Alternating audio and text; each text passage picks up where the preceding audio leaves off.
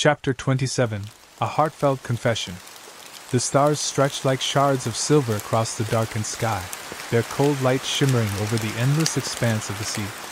Alaric trudged through the wet sand, his boots sinking with each step, leaving deep imprints in the soft earth that would soon be erased by the next wave. The tide was low, exposing the vast, barren shoreline, a landscape of desolation, where the world seemed stripped down to its rawest elements. The ocean stretched out before him, an expanse of nothingness that matched the emptiness he felt inside. In this moment, there was no one to witness his grief, no one to hear the silent plea for release that echoed in his chest. The salty wind whipped through his hair, stinging his skin, but it wasn't the coldness of the air that he felt most sharply. It was the weight of everything he had lost, all the things he could never reclaim. Each step Alaric took toward the fire seemed to stretch time, the distance between him and the man waiting there seeming insurmountable. The flames flickered and danced, their orange glow casting erratic shadows on the sand and illuminating the figure seated beside them.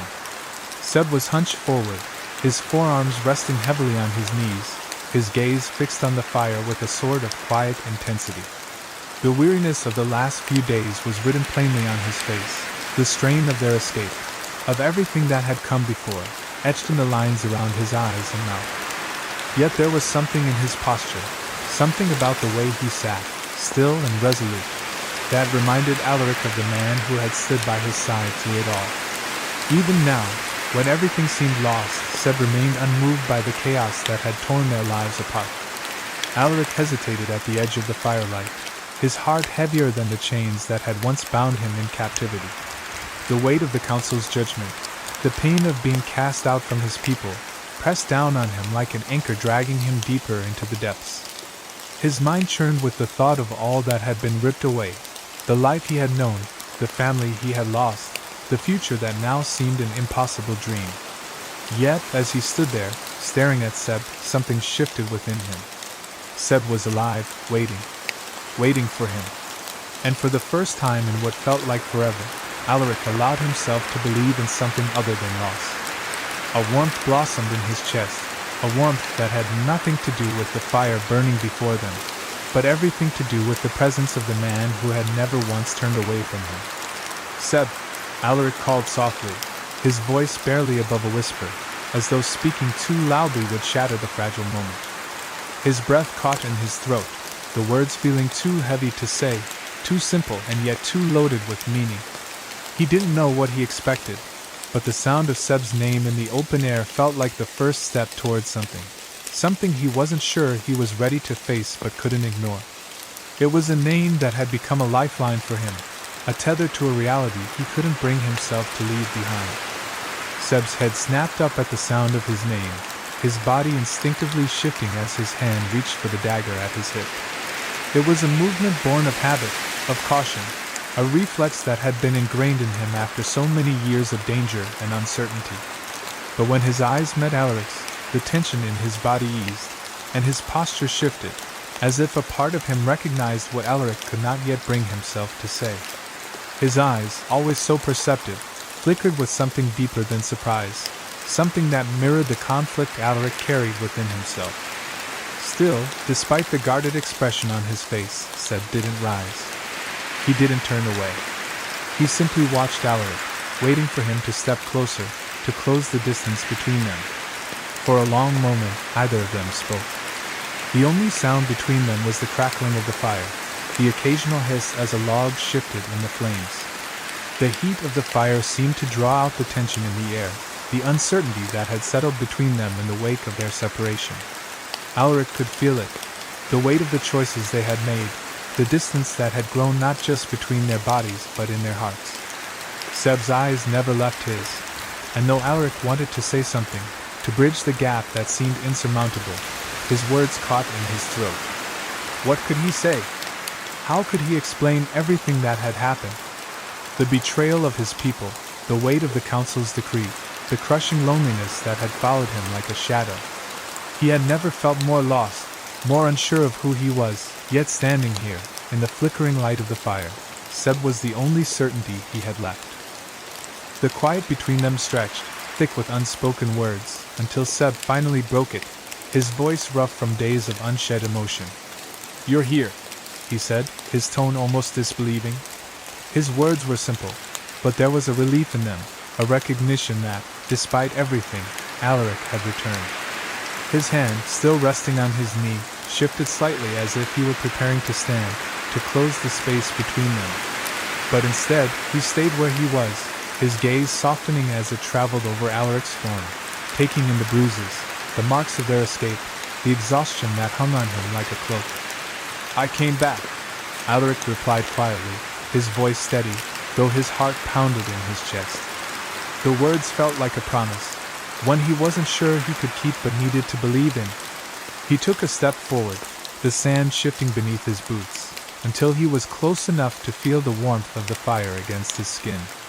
And as he stood there, just beyond the reach of Seb's outstretched arm, he realized that he had no idea what would come next. He didn't know what the future held, or if they could ever return to what they had been. But he did know one thing. He was no longer running. And for the first time in what felt like forever, Alaric knew he wasn't alone. Seb's eyes softened as he regarded Alaric. His gaze lingering on him was something that Alaric couldn't quite place. It wasn't just relief or surprise, it was something deeper, something that spoke to the bond they had formed despite the chaos of the world around them. And for the first time, Alaric allowed himself to truly feel it. The warmth, the pull between them, the unspoken understanding that had always existed, even when the world seemed intent on tearing them apart. Seb didn't need to say anything else. His presence was enough. It was the one thing Alaric could cling to, the one thing that made the future feel like it might be worth facing. Together, they had survived the storm, and though they didn't know what would come next, Alaric believed they could weather whatever lay ahead, if they faced it together. "You made it out," Seb said, his voice gruff, though there was a softness underneath it, a note of relief that he didn't try to hide. His gaze flickered over Alaric as he gestured to the fire, the flames dancing in the night air. "Figured you'd show up eventually," he added, the words a strange mix of expectation and weary resignation.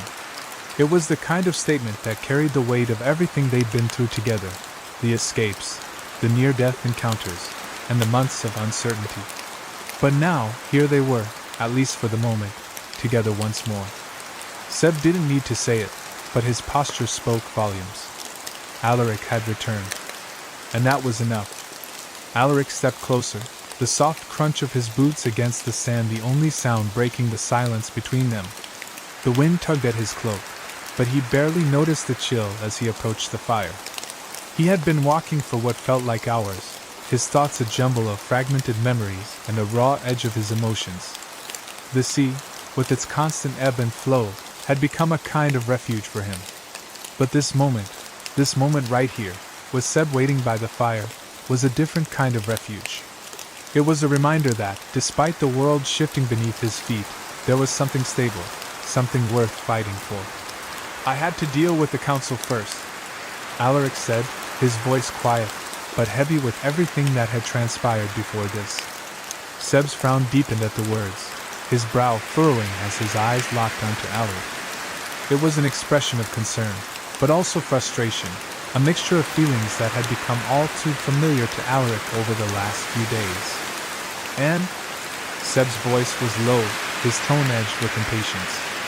"What did those self-righteous bastards want?" The words hung in the air, sharp and full of contempt for the council that had once been his own. Seb had always been quick to distrust the political machinations of the Sirens, and the fact that they had treated Alaric like an outsider, a traitor even, only solidified Seb's disdain for them. He was waiting for the answer, but he wasn't sure he was ready to hear it. Alaric didn't respond immediately. Instead, he sat down across from Seb, the heat of the fire brushing against his skin. The flames crackled, their bright light dancing across his features, making the shadows seem deeper and more elongated. The air between them was charged, crackling with the tension of their shared history, and now, their uncertain future. He leaned forward slightly, his elbows resting on his knees, as if the weight of the decision he had just made was too much to bear in a more upright position. "They gave me an ultimatum," Alaric said, his voice soft but firm. The words hung heavily in the space between them. "Leave you, or leave my people." Seb's body stiffened at the mention of the ultimatum, the tension in his shoulders visible even in the flickering light of the fire. His jaw tightened, a muscle in his cheek twitching with restrained anger. Alaric had expected this reaction, knew it was coming. Seb's fierce loyalty was one of the things Alaric admired most about him. To be forced into a situation where he would have to choose between his people and the man he loved, Alaric knew that the weight of that choice was as heavy on Seb as it had been on him. And Seb's voice was tight now, the edge of frustration slipping into his tone. "What did you decide?" The question was simple, but it cut deeper than any knife. It was more than just curiosity. It was a question born of everything they had been through, everything that hung in the balance. Alaric swallowed hard, his throat dry from the weight of the moment. He could feel the fire's heat against his skin, but it was nothing compared to the fire burning in his chest. He had spent hours, days even, wrestling with the decision, torn between loyalty to his people and loyalty to his heart. In the end, though, there was no real choice. Not when it came down to it. "I chose you," Alaric said, his voice steady despite the storm inside him. His gaze didn't waver from Seb's, and for a moment, the world around them seemed to fall away. It wasn't about the council, or the laws, or the judgments of their people. It was about what they had built together, and what they could still build, despite the odds stacked against them. Seb's eyes darkened at the words, and for a moment, Alaric thought he might see something else in his gaze, relief, perhaps, or a softening of the hardness that had settled in his features over the past days. But instead, Seb's expression remained guarded, unreadable. His hands, which had been resting on his knees, clenched into fists at his sides, as if to keep the emotions he was feeling in check. There was no outburst, no immediate sign of approval or anger, just silence. And in that silence, Alaric could almost feel the weight of Seb's internal battle, the complexity of the emotions swirling beneath the surface. This was the moment they had both feared, the point of no return. "I'm not surprised," Seb finally said, his voice rough but laced with something close to gratitude. "You never did follow the rules." His lips twitched into the smallest of smiles, but it didn't reach his eyes. Alaric could see the tension there, the wariness of someone who had been let down too many times. But even still, there was a flicker of something more in Seb's gaze, something that wasn't quite forgiveness, but wasn't rejection either. "But you should have known," Seb continued, his voice lower now, "that whatever you chose, I'm with you." The words, simple as they were, carried a weight of their own, an understanding that no matter what came next, they would face it together. Alaric let out a breath he hadn't realized he'd been holding, a part of him expecting Seb to push him away, to express anger, or perhaps even fear. But that wasn't what came. What came was something else entirely. Something that didn't need to be said but was understood between them, in the very air that crackled with the heat of the fire. He nodded, his throat tight with emotion. "Thank you," he whispered, the words coming out almost as a prayer. And for the first time in what felt like forever, Alaric felt the weight of the world lighten, if only for a moment. Whatever lay ahead, they would face it together. Alaric's chest tightened at the bitter edge in Seb's voice, the way it shielded a deeper, raw vulnerability. It was a tone Alaric had come to know too well over the past few days, self-protection wrapped in harshness, a way of keeping the world at arm's length. Alaric's gaze softened, his heart aching at the thought that Seb might be pushing him away, even now. He knew Seb didn't want to be vulnerable, didn't want to admit how deeply this had affected him, but Alaric could feel it, pulsing just beneath the surface. Taking a deep breath, he forced himself to steady the whirlwind of emotions within. The words he needed to say felt like a heavy burden in his chest, yet they clawed their way to the surface, desperate to be heard. "I chose you," Alaric said, his voice steady and unwavering, despite the tempest brewing inside him. The flickering light of the fire cast an almost ethereal glow over Seb's face, and Alaric watched as the surprise in his eyes became evident. Seb's eyebrows shot up, his mouth slightly parted as if he couldn't quite believe the words that had left Alaric's lips. The firelight reflected in his gaze, dancing like the crackling embers. revealing the turmoil that had been hidden behind his guarded expression. You gave up everything for me?" Seb asked, his voice betraying a mixture of awe and disbelief. His words hung in the air, heavy and uncertain, as if he couldn't fully grasp what Alaric was offering, what it truly meant to make such a choice. Alaric nodded, his expression resolute. He understood the weight of the decision, the enormity of what he was giving up. But the reality of it didn't faze him, not now, not in this moment. His gaze never faltered as he spoke again, the words coming from a place deep within him, as if he was sharing the very core of his soul. "I've lost my place among my people, my connection to the sea, and the life I thought I was destined to lead," Alaric admitted, each word carrying the echo of a life that had already slipped through his fingers. "But none of that matters if I lose you." The finality of it settled in the space between them, a quiet confession that spoke louder than any declaration of loyalty ever could. It was the heart of the matter, the one thing Alaric couldn't live without, the one thing that had made the unbearable decision possible. For a moment Seb said nothing. The silence that stretched between them was heavy, laden with questions and emotions unspoken. Seb's gaze remained fixed on Alaric, his eyes scanning his face as if searching for any sign that Alaric might be lying, or perhaps even testing whether this was real. Alaric's heart began to sink with the weight of that silence, his mind spiraling into uncertainty. Had he made a mistake? Had Seb heard the words but not understood them? Had he just severed the final thread that bound them together? Each passing second felt like an eternity, stretching the silence thin until Alaric's chest tightened with the fear that his choice might have pushed Seb away forever. The air between them felt thick with tension, and Alaric found himself holding his breath, desperate for Seb's response.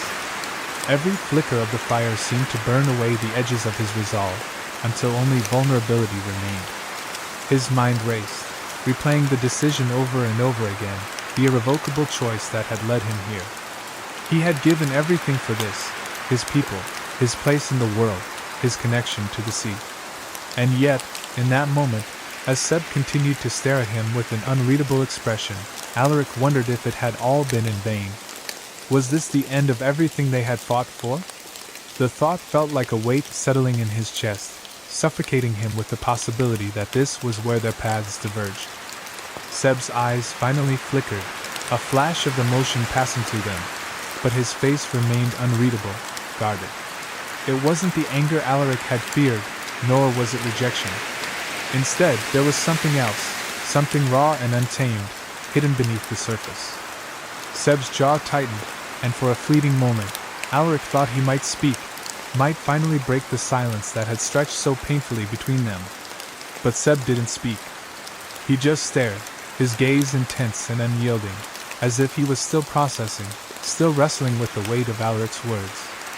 Alaric's stomach churned, the uncertainty gnawing at him like a relentless tide. He had laid himself bare before Seb, offered everything he had, and yet the silence continued, stretching further than Alaric had ever anticipated. He began to wonder if maybe Seb wasn't ready, if maybe the human part of him couldn't fully understand the gravity of what Alaric was offering. Had he pushed too hard, too fast? The thoughts swirled in his mind, clouding his vision, until the world around him seemed to blur into a haze of doubt and fear. And then, finally, Seb spoke, his voice quieter now, but steady, almost too steady. "You're crazy," he said, the words rough and worn, as if they had been building in him for a long time. He looked down at the ground, running a hand through his hair, clearly fighting with the turmoil inside him.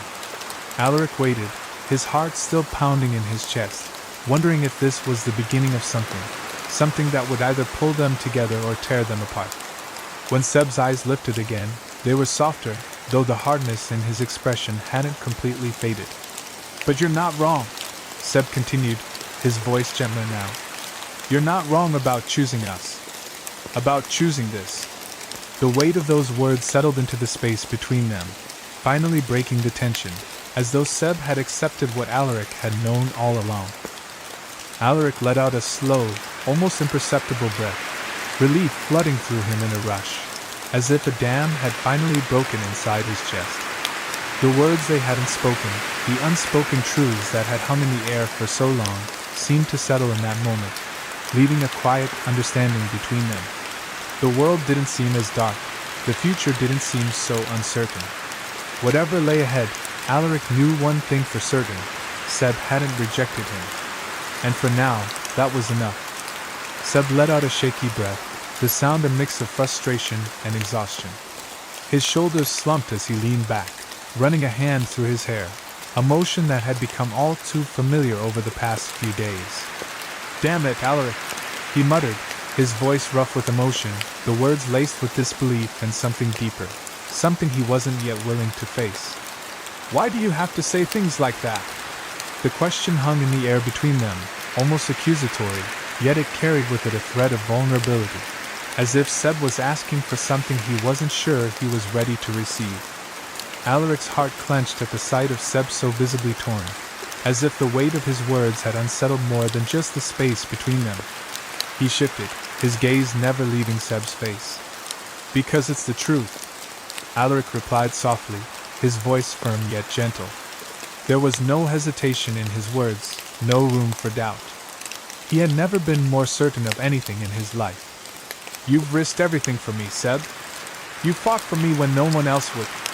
How could I turn my back on you after everything we've been through?"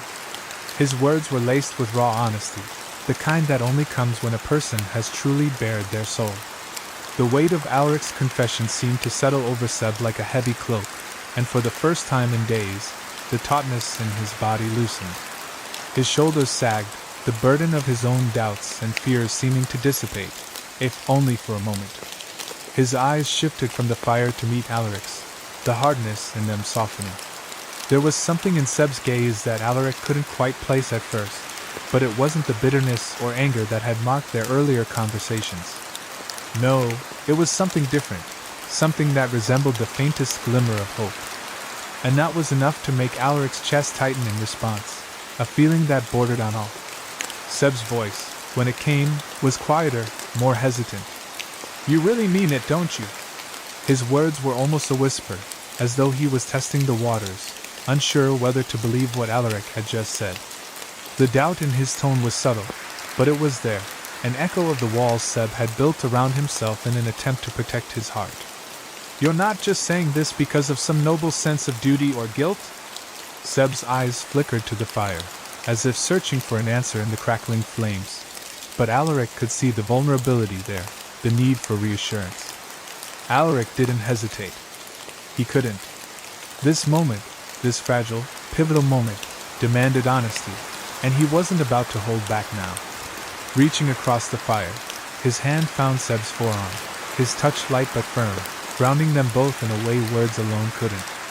The warmth of Seb's skin under his fingers was a reminder of everything they had been through together, and the connection between them that had only deepened since the day they met. "This isn't about duty," Alaric said, his voice steady and sure. He let the words sink in, watching Seb's face, waiting for the understanding to settle. "It's about us. I care about you, Seb. More than I ever thought I could care about anyone." His heart beat faster as he spoke, each word infused with a truth that had been growing within him since the moment they first stood together on the shore. Seb's expression flickered, a mixture of disbelief and something else, something softer, more vulnerable, flashing across his features. He stared at Alaric for a long moment, as though searching for any sign of hesitation, any clue that might suggest this was all a lie, a half-truth to soften the blow of their shared struggles. But there was no lie in Alaric's eyes, no trace of anything but the honesty that he had been holding back for far too long. Seb's breath itched, and for a heartbeat, it felt like time stood still between them. Alaric could feel the shift in the air, the way Seb's walls were beginning to crumble, just a little at a time. Seb's voice trailed off, uncertainty creeping in again. He closed his eyes for a moment, running a hand over his face as if trying to process what Alaric had just revealed. When he opened them again, the rawness in his gaze was unmistakable. "I didn't think you'd ever feel this way about me," he admitted quietly, the words more to himself than to Alaric. "I thought it was just temporary. A moment, you know? Something that would pass when everything calmed down." There was a vulnerability in his confession that made Alaric's chest ache. The thought that Seb had doubted the depth of what they shared, that he had convinced himself it was just a fleeting connection, hit harder than Alaric had expected. Alaric's grip on Seb's arm tightened slightly, a silent promise, an anchor in the swirling uncertainty between them. He wanted to tell Seb that he had always known this connection was real, that it was more than just a momentary lapse in judgment. But words seemed inadequate now, so he simply leaned in, his voice low but steady. "It's not temporary, Seb. What we have, it's real. And it's not going anywhere." He let his words hang in the air, the fire crackling between them as a backdrop to the quiet truth he was offering. His heart was laid bare, and he hoped, with everything in him, that Seb would understand. Seb's gaze softened further, and for the first time since their difficult conversations began, a hint of a smile tugged at the corner of his lips.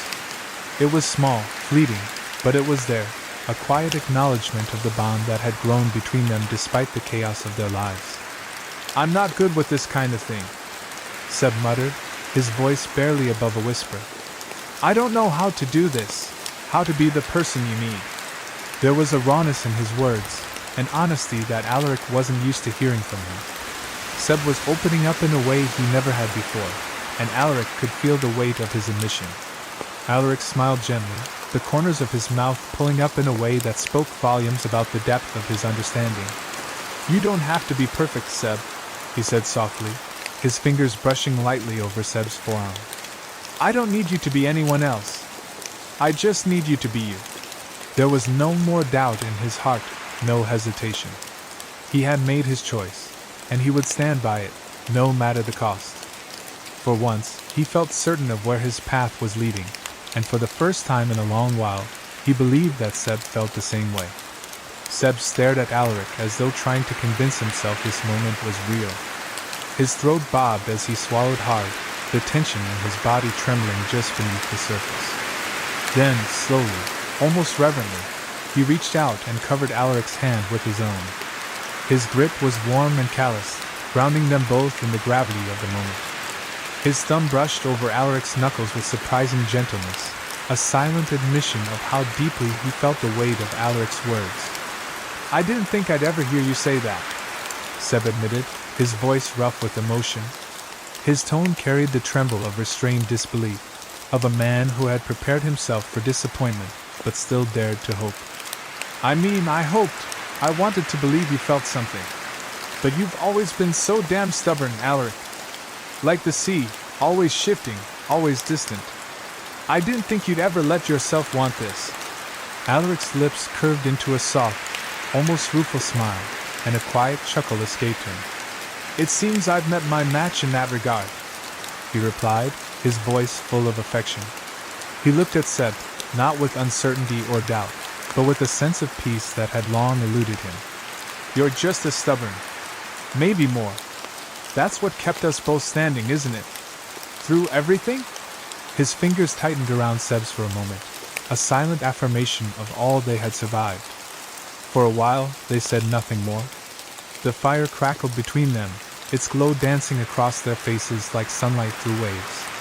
Their joined hands rested between them like a lifeline, steady and sure. Around them, the world exhaled, soft waves crashing against the shore, wind brushing past in salty whispers. It was a fragile peace, but it was theirs, if only for a while. In that silence, they allowed themselves to breathe, to feel the rare quiet that came with choosing each other against the odds. Eventually, it was Seb who broke the silence, though his voice was low and thoughtful. "We can't keep running," he said, his gaze fixed on the fire. His hand didn't leave Alaric's, but there was tension again in the set of his jaw, the quiet certainty of a man who had lived too long in the shadows. "The Council won't stop hunting us. They've made that clear. And if the humans figure out what you are, they won't hesitate to turn on us either. We'll always be looking over our shoulders." Alaric sighed, the sound heavy with reluctant agreement. He knew Seb was right. As much as he wanted to believe they could carve out a quiet life, the reality of who they were, and what they represented, meant peace would never come easy. "I know," he said quietly. "I thought maybe if I left them, if I gave up everything, we'd be safe. But I see now that sacrifice doesn't buy safety. It just makes room for new battles. Seb turned his gaze back to Alaric, his eyes searching. Then what do we do? He asked. What's left when every path leads to a fight? There was no fear in his voice, only fatigue and the flickering embers of resolve. He wasn't asking because he was afraid to face what lay ahead. He was asking because he needed to know Alaric would be facing it with him. We don't hide, Alaric said, his voice firmer now. Not anymore. We find a place where we can stand our ground, together. And if they come for us, then we fight. Not because we have to, but because we choose to. He leaned forward slightly, his eyes meeting Seb's with a fire that matched the one between them. I gave up my old life for you, Seb. I'm not going to waste that by running. Seb was quiet again, but this time, it wasn't hesitation that kept him silent. It was the slow, dawning realization of what they were choosing. He glanced down at their joined hands, then back up at Alaric. Then we stand together, he said at last, his voice steady. And we make them regret ever thinking they could tear us apart. And with those words, the spark that had always burned between them ignited into something fiercer, something that would carry them through the darkness, no matter what came next. Then we fight, Alaric said without hesitation, his voice like the quiet before a storm, still, but charged with purpose. There was no fear in his tone, no wavering in his posture. He wasn't speaking in metaphors or exaggerations. He meant it. The weight of everything he had given up, the council, the sea, his own kin, rested on his shoulders. But instead of dragging him down, it seemed to fortify him. Seb raised an eyebrow, clearly skeptical, though the spark in his eye hinted at something more. Fight? He echoed, leaning forward slightly. Against the council? Against the world? His words carried a familiar edge of sarcasm, but underneath that was a thread of worry, of disbelief that someone would truly choose such a dangerous path for him. If that's what it takes, Alaric replied. His voice was calm, but his eyes burned with unshakable resolve. I'm not afraid of them, Seb. Not anymore. I've spent too long letting others decide who I should be, what I should feel, who I should love. I'm done with that. I won't let them dictate my life, or ours. Not now. Not ever again. Seb stared at him for a long moment, eyes narrowing slightly as though trying to see through to the heart of Alaric's convictions. The fire between them crackled, casting flickering shadows over their faces, painting Alaric in shades of defiance and devotion.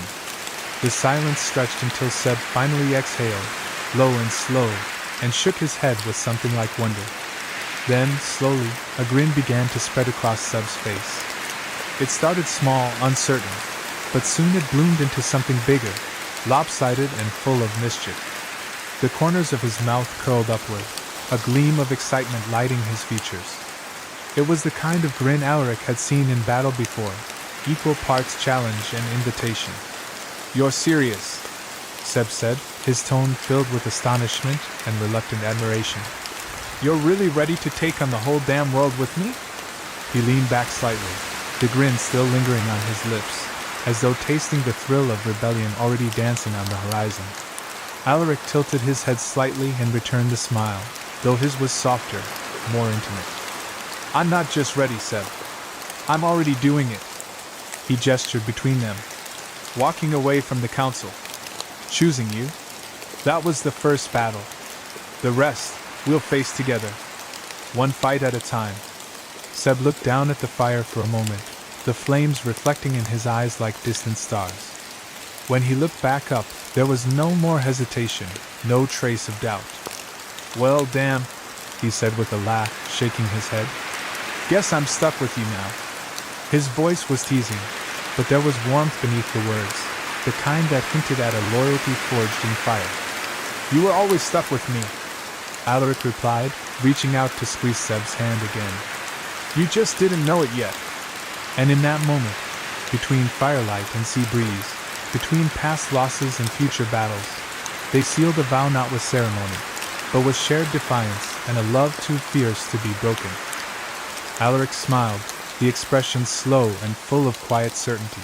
his hand tightening around Seb's as if anchoring himself to this one unshakable truth. "I've faced worse odds," he said, voice low but steady. The firelight danced across his face, casting flickers of gold in his silver-blue eyes, and for a moment, the world seemed to pause around them, just long enough for that spark between them to grow into something fierce and unbreakable. Seb laughed, and it was a real laugh, full and unguarded. It rumbled from his chest like something long buried finally breaking free. The tension that had wrapped around his shoulders seemed to melt away, and Alaric could feel the shift between them. For the first time in what felt like forever, there was hope, not just a fragile flicker, but a stubborn flame refusing to be extinguished.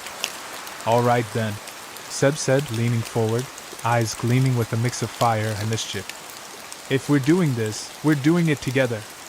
No running. No hiding. We stand our ground and make them see that we're not going anywhere." His voice carried the weight of determination, but beneath it was something gentler, something deeply, painfully human. "Together," Alaric echoed, his voice rich with conviction. The word wasn't just an agreement, it was a promise.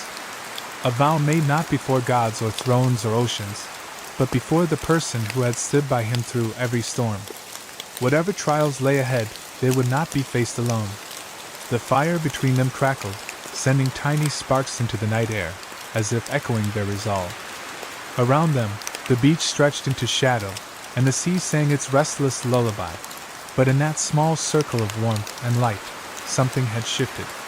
Their decision had solidified, etched into the sand and stars alike. They knew it wouldn't be easy. The council would not relent so easily, and the human world still bristled with its own suspicions and prejudices. Each step forward would come with resistance, and they would likely find themselves fighting on more fronts than one. But in choosing each other, they had already taken the hardest step of all. Seb glanced toward the dark horizon, then back at Alaric. "You know they'll come after us," he said, not in fear, but as a simple truth. "They'll try to break us apart. They'll use everything they've got." He didn't say it as a warning, he said it to make sure Alaric understood what they were truly up against. Alaric reached for the dagger at his belt and set it down beside him, the blade catching the firelight. "Let them come," he said. "I'm done living in fear. We've already made our choice. Now we make it mean something." His voice rang with quiet strength, and Seb nodded, the last of his uncertainty melting into resolve. Side by side, with the fire burning strong and the sea whispering behind them, they sat in silence. Not because there was nothing left to say, but because they had already said the only thing that mattered. They had chosen each other, and now, no force in this world or the next would tear them apart. For the first time, the weight of the world didn't feel so crushing, not with Seb at Alaric's side and Alaric at Seb's. Where once there had been isolation and fear, now there was shared strength. They were no longer outcasts wandering in the dark, but two souls who had found solace in each other, forming a bond the council could neither understand nor sever. Even the restless sea seemed to hush for them, as if acknowledging the quiet defiance burning between their joined hands. The fire flickered low, casting long shadows over their faces, but neither man moved to stoke it. The warmth they drew from each other was enough. Alaric could feel it in every steady breath Seb took, in the lingering brush of his thumb along Alaric's wrist. They didn't need to speak. Words would only dilute the truth already written in their actions. They had chosen this life, uncertain as it was, and that choice held more power than any decree or tradition. Around them, the world remained unchanged, cold sand beneath their boots, the hiss of waves on shore, the darkness stretching far beyond the reach of firelight. But something had shifted within. Alaric no longer saw the shadows as threats, and Seb no longer looked over his shoulder with suspicion. The fear hadn't vanished, but it had been eclipsed by something far stronger, love born not of comfort, but of hardship and sacrifice. Together they stared out toward the horizon, where night met sea and stars began to fade into morning. Whatever lay ahead, fury, fight, or freedom, they would face it as one. For the first time, they weren't bracing against the storm alone. They were standing in it, shoulder to shoulder, hearts aligned, and ready. Chapter 28. the pirate's sacrifice. The tides whispered against the cavern walls as the hidden grotto filled with the soft glow of bioluminescent algae, casting a pale blue light over the still pool at its center. The light shifted gently with the motion of the water, painting the stone ceiling with waves of luminescence. Seb sat on a smooth rock near the water's edge, his fingers trailing lazily through the glowing surface. The underwater realm, once a source of wonder, now seemed distant, unreachable in a way that made its beauty feel more like a memory than a miracle. Everything shimmered, yet felt just out of reach, as if the world around him no longer belonged to him. From the dark mouth of a narrow tunnel, Alaric emerged, his silhouette outlined by the faint light behind him. His eyes scanned the cavern until they landed on Seb, and a wave of relief swept through him. The sight of Seb, alive, real, and sitting with such quiet stillness, settled something inside him. But Alaric could also see the tension in Seb's shoulders, the weariness etched into every line of his body. He moved with careful steps across the stone floor, as though afraid to shatter the fragile piece clinging to the air. Seb looked up at the sound of Alaric's approach. His face softened into a tired, crooked smile, but the smile didn't quite reach his eyes. "You're back," he murmured, voice raspy from disuse or weariness, maybe both. His hand paused in the water, glowing droplets clinging to his fingertips. Alaric offered a faint smile in return and lowered himself to sit beside Seb, their shoulders just barely touching. The silence between them lingered for a while, thick with unsaid things, the hush of the grotto amplifying the unspoken weight. Only the gentle trickle of water and the sigh of the ocean through the rock kept them company. "They're not going to relent, are they?" Seb asked finally, his voice low and resigned. He didn't need to specify who they were: the council, the guardians of tradition, the enemies of anything unfamiliar or threatening. Alaric knew exactly what he meant. "No," Alaric said quietly, his voice threaded with sorrow. "They won't stop. Not until I'm back in chains, or worse." He didn't want to say it aloud, didn't want to give power to the possibility that had haunted his thoughts. That they might hunt him to the ends of the sea. That they might try to destroy him just for choosing a different kind of love. Seb let out a long breath and drew his hand from the water, watching the glowing droplets run down his skin. "Then we'll have to keep running," he said, but even he didn't sound convinced. There was fatigue in his tone, a weariness that went beyond the body and buried itself deep in the soul. "I don't want to keep running," Alaric whispered. "I want to build something, Seb. I want to stop hiding. But I don't know if that's possible anymore, not for people like us." His gaze flicked to Seb's profile, illuminated in blue light. "Not when the world sees us as threats just for wanting to live."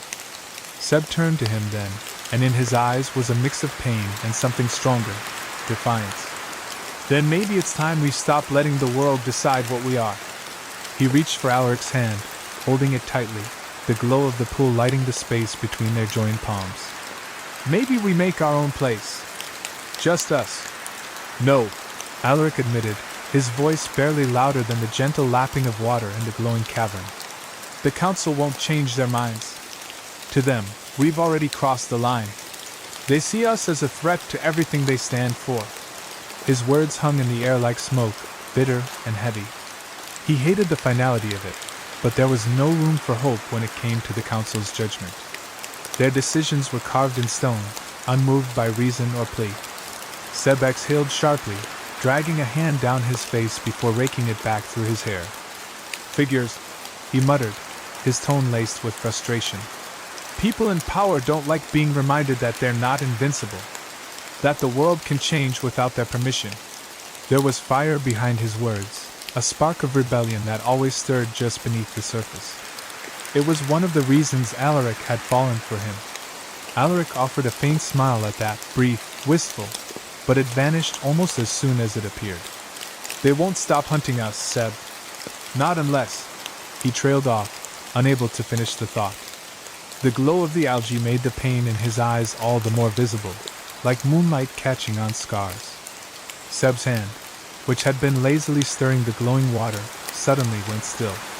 Droplets clung to his fingertips, trembling in the dim light as if sensing the weight of what he was about to say. He turned to Alaric, his expression shifting into something cold and resolute. Not unless I leave. The words hit Alaric like a blade between the ribs, sharp and immediate. His breath caught, and his chest tightened with a mixture of panic and disbelief. Seb, no, he said, his voice hoarse with urgency. Seb didn't look away. It makes sense, Alaric. I'm the reason they're after you. If I disappear, maybe they'll stop seeing you as a traitor. Maybe they'll let you live. He tried to keep his voice steady, but the cracks showed in the spaces between his words, a subtle tremor in his jaw. Alaric shook his head fiercely, his hand reaching out to grasp Seb's arm. Don't you dare say that like it's the only option. You think I could go back to them after everything we've been through? After everything I gave up for you? His fingers tightened. There's no life for me without you in it. Seb swallowed hard, the intensity in Alaric's voice forcing him to blink away the burn behind his eyes. I don't want you to suffer because of me, he whispered. I couldn't live with myself if they hurt you trying to get to me. You think I'd survive without you? Alaric asked, his voice raw. You're not the reason I'm suffering, Seb. You're the reason I'm still standing. His grip on Seb's arm softened, but his eyes didn't waver. We don't run. We don't hide. And we sure as hell don't say goodbye. Listen to me, Seb said, cutting through the tension like a blade through silk. His voice was steady, calm, but laced with an undercurrent of desperation. If I go back to the surface, the council will have no reason to keep coming after you. They'll see me as the problem, and without me around, maybe they'll let you stay. He stepped closer to Alaric, the glow of the algae lighting his features with a ghostly heat. You don't have to lose your home for this. Alaric stared at him, heart pounding like waves crashing against jagged cliffs. The idea of Seb leaving, of being gone from this world they had fought so hard to carve out together, felt unbearable. You can't mean that, he said, his voice trembling despite the tight rein he tried to keep on his emotions. Seb's jaw tensed, but he nodded. There was no hesitation in his eyes, just a quiet sadness that made it all the harder to look at him. I do. This world means everything to you, Alaric. Your people, your connection to the sea, it's who you are. I won't be the reason you lose it all. Alaric surged to his feet, emotion exploding in his chest like a storm-tossed current. He began to pace along the edge of the pool, his footsteps echoing off the smooth cavern walls. And you think I could just let you go? He snapped. After everything we've been through? After everything you've done for me? His fingers curled into fists at his sides. Seb stood as well, fire flaring in his eyes now. You don't have a choice, Alaric. If staying here means you're exiled, then what's the point?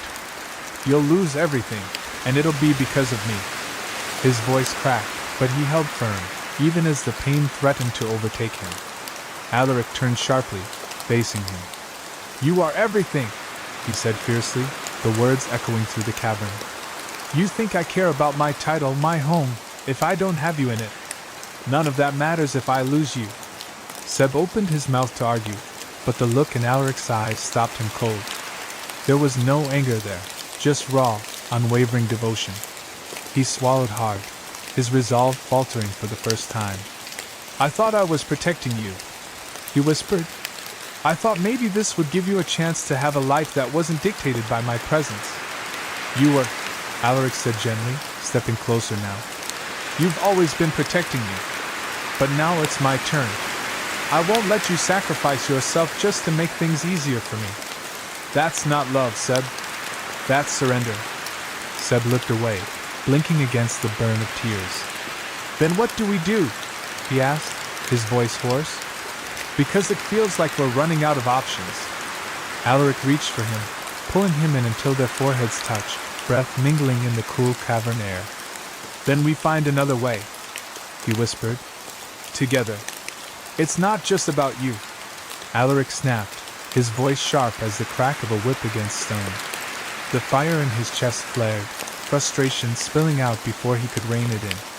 It's about us. Do you think I care about the council's rules or their judgment? I care about you. I'm not going to stand by and let them take you away from me. His hands trembled at his sides, clenched into fists, as if holding on to the last thread of control. Seb dragged a hand through his dark hair, his movements tense and erratic. His body was coiled tight, a man caught between fight and flight. "And what happens when they come after us again?" he asked, voice low and edged with fear. "When they send their enforcers or worse? Do you really think we can outrun them forever?" Alaric looked down, his shoulders slumping under the weight of the truth. "I don't know," he admitted, voice cracking. "I don't know how this ends. But I know I can't let you go. Not like this. Not because of them." For a moment Seb said nothing. His eyes studied Alaric's face, reading every unspoken word, every shadow of pain etched into the angles of his expression. Then he stepped closer, closing the space between them. "You're stubborn, you know that?" His tone had softened, warmth flickering beneath the worry. "So are you," Alaric countered, managing the ghost of a smile. It was faint, fleeting, but it carried all the weight of shared battles, of hard-won loyalty. He reached out slowly, cautiously, afraid that even now Seb might pull away. Seb didn't. He let Alaric's fingers brush against his arm, then covered them with his own, grounding them both in that single point of contact. I don't want you to regret choosing me," he said, voice barely above a whisper. "I don't want to be the reason you lose everything." Alaric shook his head. "You're not the reason I'm losing anything. You're the reason I found something worth fighting for." His grip tightened slightly, reassuring, steady. "If the cost of keeping you is exile, then so be it. I'll pay it." Emotion flickered in Seb's eyes, something raw and tender that made Alaric's chest ache. "You're risking too much," Seb said quietly, but there was no resistance in his voice anymore. Only fear, only love. "Maybe," Alaric said, pulling him closer, "but I'd rather risk everything than live a life without you in it." And for the first time since the argument began, the fire between them softened, not extinguished, but transformed into something warmer, something that could weather even the storm that waited beyond the cave. Seb reached out, his fingers brushing lightly against Alaric's arm, a silent plea hidden in the trembling touch. His voice was steady, but only just. "I'm serious, Alaric. If leaving is the only way to keep you safe, I'll do it. I'll go back to the surface, take my ship, and disappear." The words landed like stones in the quiet cavern. "You can stay here, rebuild your life, and forget about me." Alaric reacted instantly, his hand closing around Seb's as if trying to anchor him in place, to stop him from drifting away. "I could never forget you," he said, the words fierce, unwavering. "And I don't want to rebuild a life without you in it." There was no hesitation in his voice, only the ache of someone standing at the edge of losing everything they loved. Seb's defiance flickered, replaced by a vulnerability he rarely let surface. The fire in his gaze dimmed, revealing something tender beneath. "Then what do we do, Alaric?" he asked, the question fragile. "How do we make this work? How do we outrun a world that's always hunting us?" Alaric took a step forward, closing the space between them with the same certainty he'd shown since the moment they met. His free hand rose slowly, fingers brushing along Seb's cheek before settling against his jaw. "We fight," he said softly, "like we always have. Together." His thumb moved gently, a silent promise in every stroke. "If the council won't accept us, we'll find somewhere they can't reach. I don't care if it's on land or at sea, as long as I'm with you." Seb's breath caught, his chest rising sharply as emotion choked him. He stared at Alaric, all the walls he'd built around himself beginning to crumble under the weight of those words. Then, almost disbelieving, he let out a shaky laugh, pressing his hand over Alaric's. "You're impossible, you know that?" Alaric smiled, his eyes shining with a mix of affection and defiance. "So I've been told." His voice was quieter now, more intimate, as if they were the only two souls left in the world. "But I'd rather be impossible than alone." Seb shook his head, but the motion was slow, filled more with wonder than protest. "You're risking everything, your home, your people. For me, I'm not risking it," Alaric said, voice steady. "I'm choosing you." There's a difference. His fingers tightened slightly on Seb's hand, grounding them both in that truth. For a long moment, they stood there in the quiet glow of the grotto, neither moving nor speaking. The water lapped softly at the rocks around them, the only witness to a vow deeper than words. In that stillness, something shifted, no longer just survival, no longer just desperation. This was a choice, a declaration, and neither of them would turn back. "And yet here you are," Alaric said softly, his voice tinged with affection and a touch of disbelief. His thumb moved gently across Seb's cheek, a tender caress that said more than words could. There was something reverent in the way he looked at him, like Seb was a miracle he still couldn't quite believe was real. Seb let out a breath that was half laugh, half sigh, his grin fading into something quieter, more vulnerable. "I don't deserve you, Alaric," he murmured, eyes falling for a moment, as if ashamed of his own doubts. "After everything that's happened, everything I've done." Alaric didn't hesitate. "Yes, you do," he said, his voice firm, unwavering. He reached up, cupping Seb's face in both hands now, forcing him to look him in the eye. "You deserve everything. Every bit of love, every ounce of peace, every second of happiness we can find."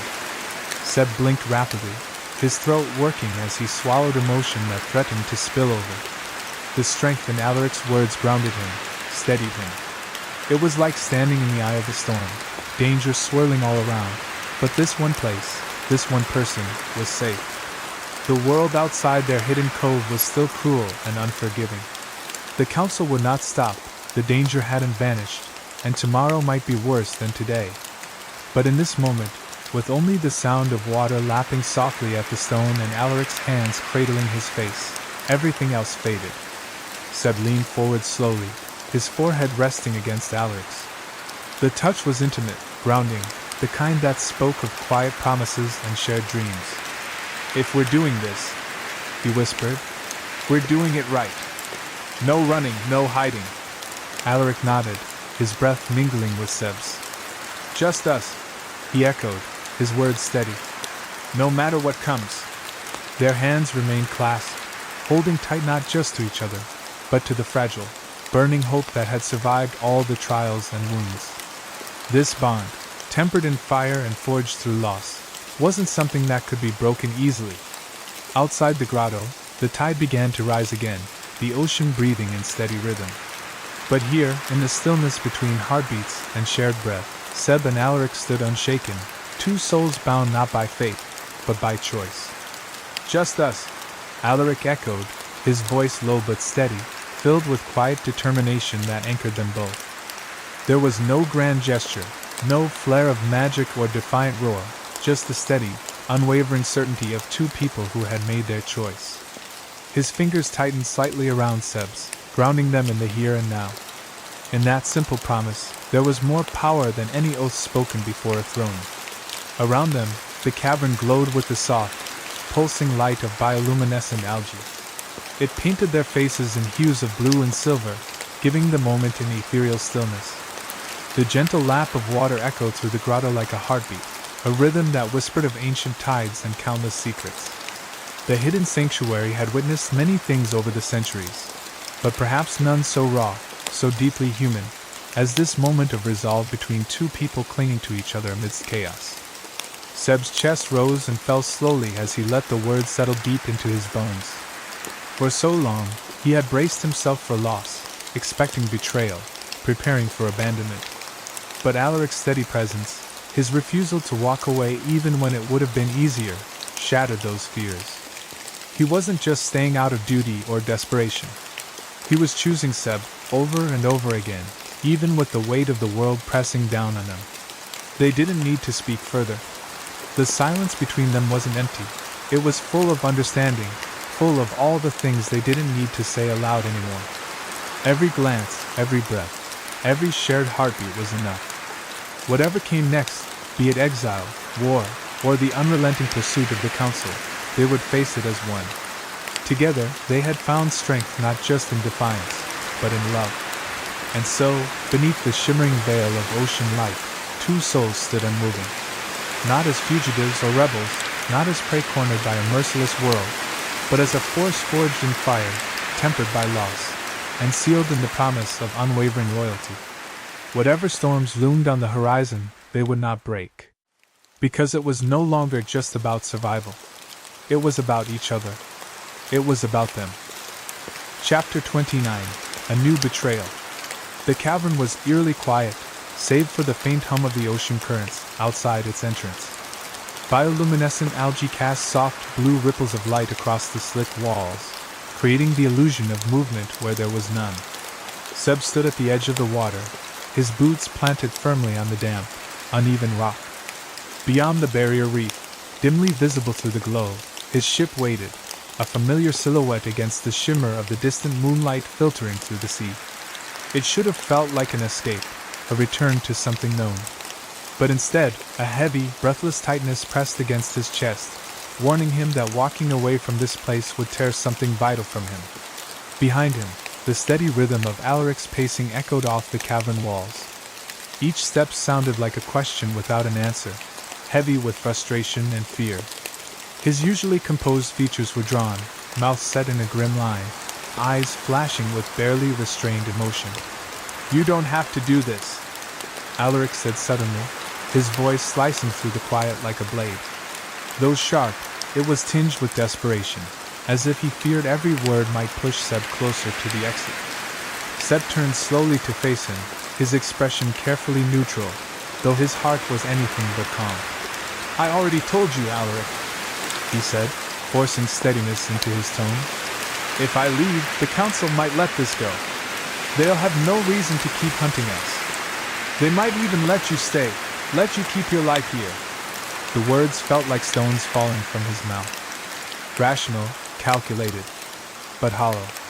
Alaric's eyes searched his face, looking for some crack in the mask, some sign that said didn't mean it.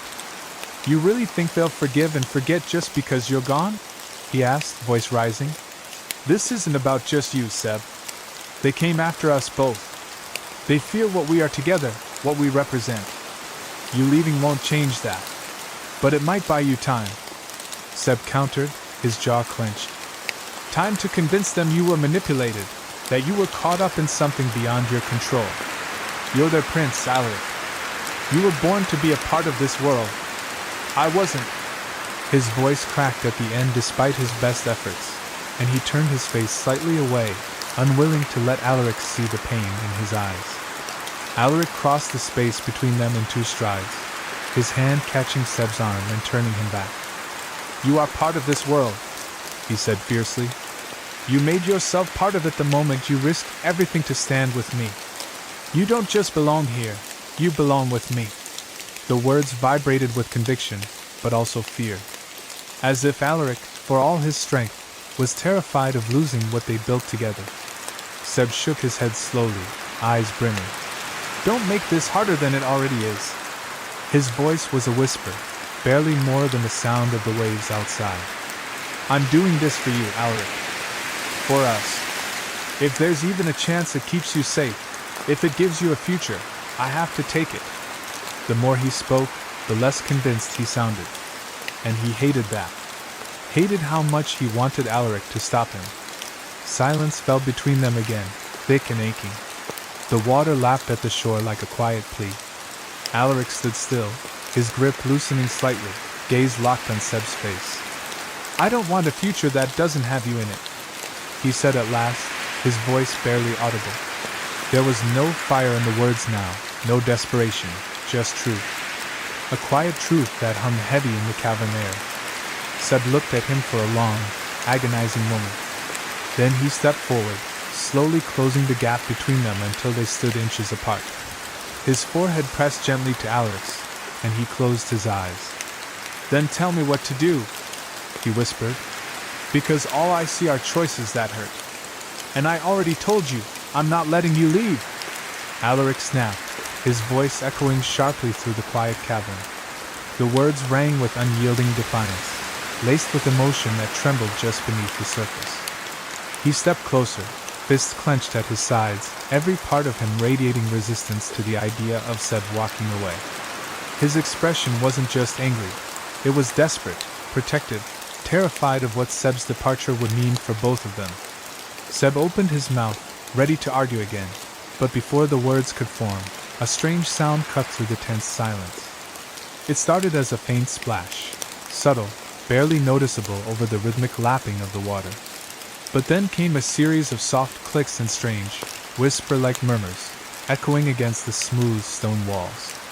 The sound was unlike anything either of them had heard before, either natural nor entirely unfamiliar. Both men froze where they stood, instinct taking over. Seb's hand drifted to the hilt of the short blade at his belt, while Alaric's posture shifted into one of alert readiness. Their eyes scanned the shadows beyond the pool, where the glowing algae pulsed gently across the rocks. The cavern, once a sanctuary for their hardest decisions, now felt like a trap, alive with tension. "What was that?" Seb asked, his voice dropping to a whisper. He didn't move, didn't even blink, as if afraid any sound or motion might provoke whatever was lurking nearby. His eyes darted toward the darker crevices near the back of the cavern, where the light didn't reach. The hairs on his arms stood on end, his instincts flaring with unease. Alaric shifted slightly, his body angled protectively in front of Seb.